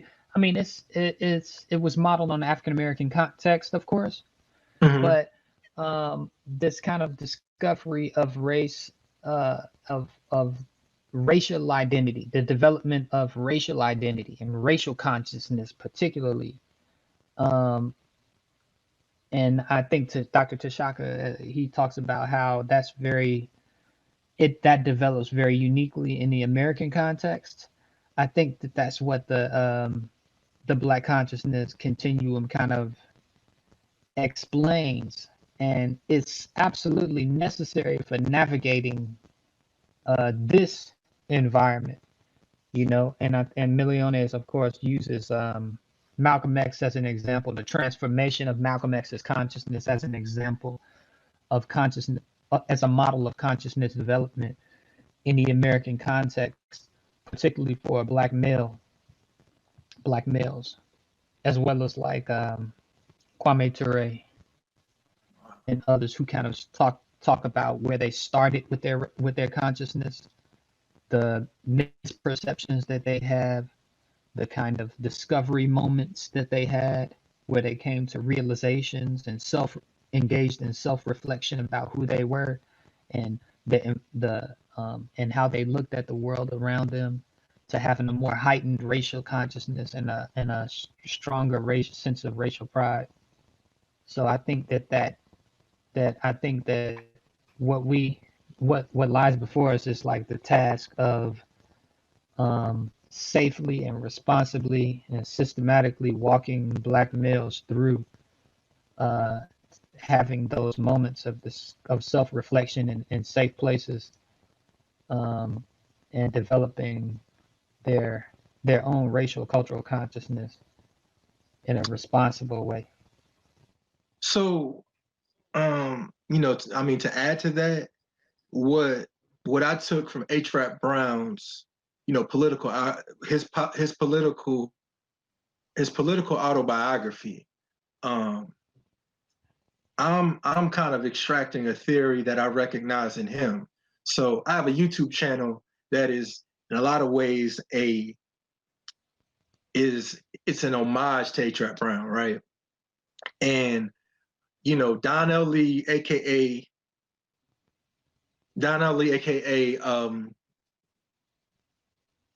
Hakeem Makdaboudi, he described what it means to be a nigger, right? But he explained it in a context that it was a part of revolutionary consciousness in the same way that blackness was part of revolutionary consciousness. So I'm working on a theory that I'm calling niggertry, that people have probably heard before, in terms of transitioning from Negro to Black / nigger and niggertry.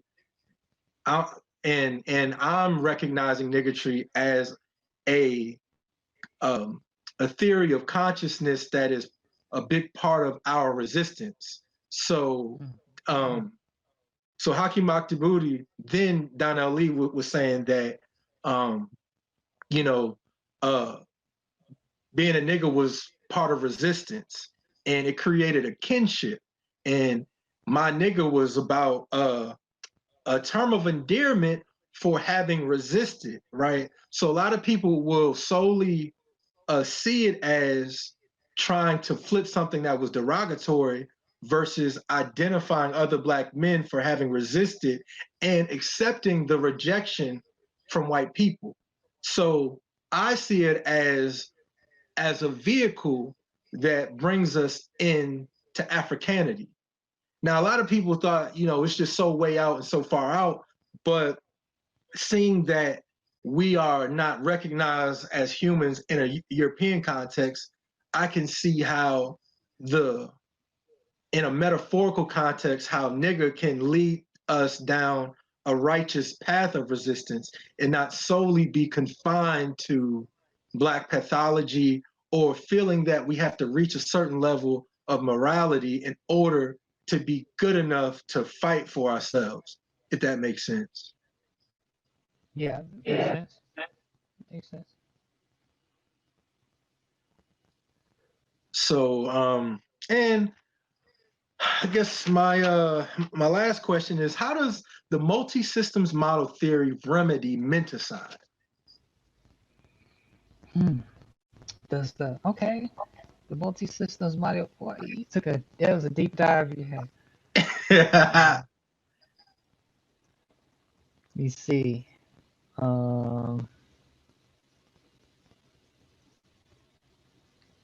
Well, that is that Boyd Franklin? Yeah, that's Boyd Franklin. I think so. Yeah. Yep.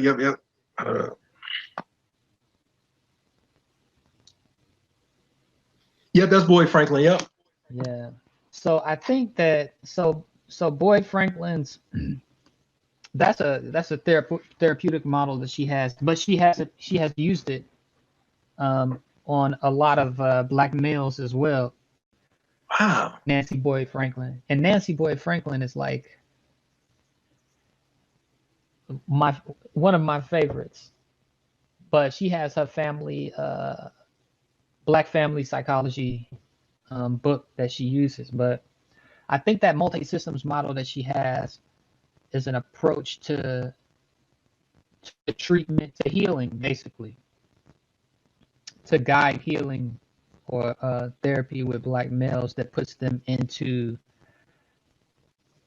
the context of their organic systems, their family, and the people who serve as family for them, and in the context of their immediate environment, and using their environment as resources. So I mean, I know how we talked about how you feel about the church, etc. But I think that for Boyd Franklin, if you find, for example, a Black male who is raised by an uncle, a biological mother, and plays a strong role in the church, etc. For Boyd Franklin, it's important to bring all of those different entities to the table in the healing process of a Black male, because they represent his they're multiple. They represent the multiple systems that make up his environment. Oh, So she's really guiding. Now it could have been a EFI practitioner, yeah. EFI community. It could have been anything else. But so she brings the treatment process into an integration of these multiple systems uh, in which Black people operate. So it's an approach. So it could deal with menticide, the systematic destruction of the Black mind, which is what menticide is, Mhm. coming from Bobby Wright. It could very well deal with menticide, but that multi-systems model is about the approach to doing so. You Wow. know So, I how the mean, therapist goes about intervening. Hmm. wow, because it reminded me about your story about the healer. That it was, Yeah. I mean, I mean, I guess it's not form. Well, yeah, I think that's a multi-systems model, uh, from a different approach.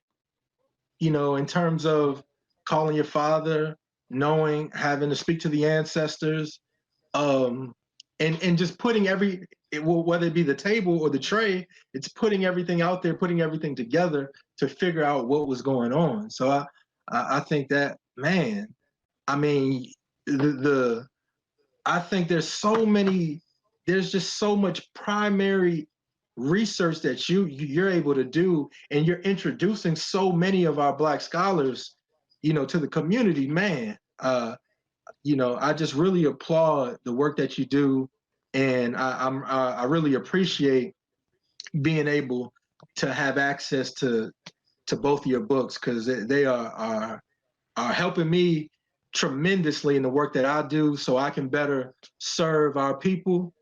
And man, I really appreciate it.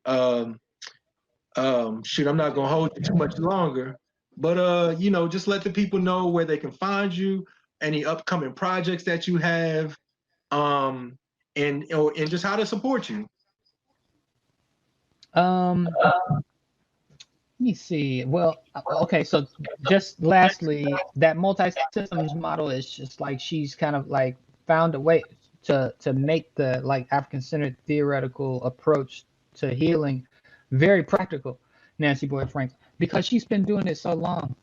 So she has a really good approach there. But like as far as supporting me, well, thank you. So thank you once again for doing what you do, because what you're doing is you're bringing people together and making people aware of things that they otherwise would not be aware of, because I'm not trying to call myself an expert, but Black people who study Black people professionally are not really called upon to explain phenomena, um, not interviewed about their ideas.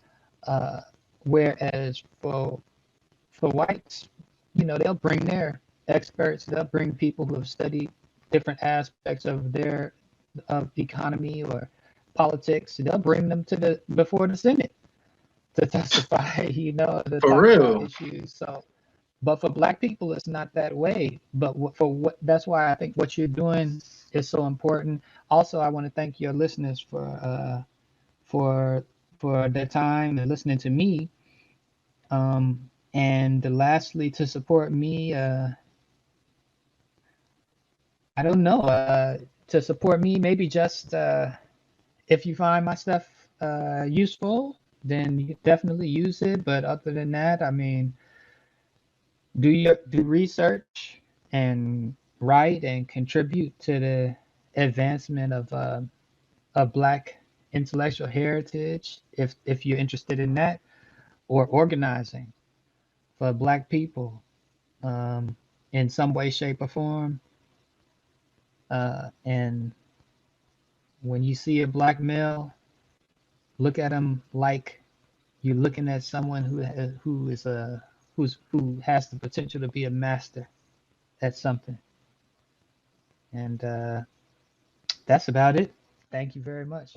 All right, that is Author's Perspective with Dr. Serie McDougal III, our great master of great master of Africana research and Pan-African studies. Thanks again. Follow Omni African TV, like, share, and subscribe, and support the Omni African collective organization. Thanks again, Dr. McDougal, and continue to build community pending revolution. Thank you. Omni African Collective. Building community, pending revolution.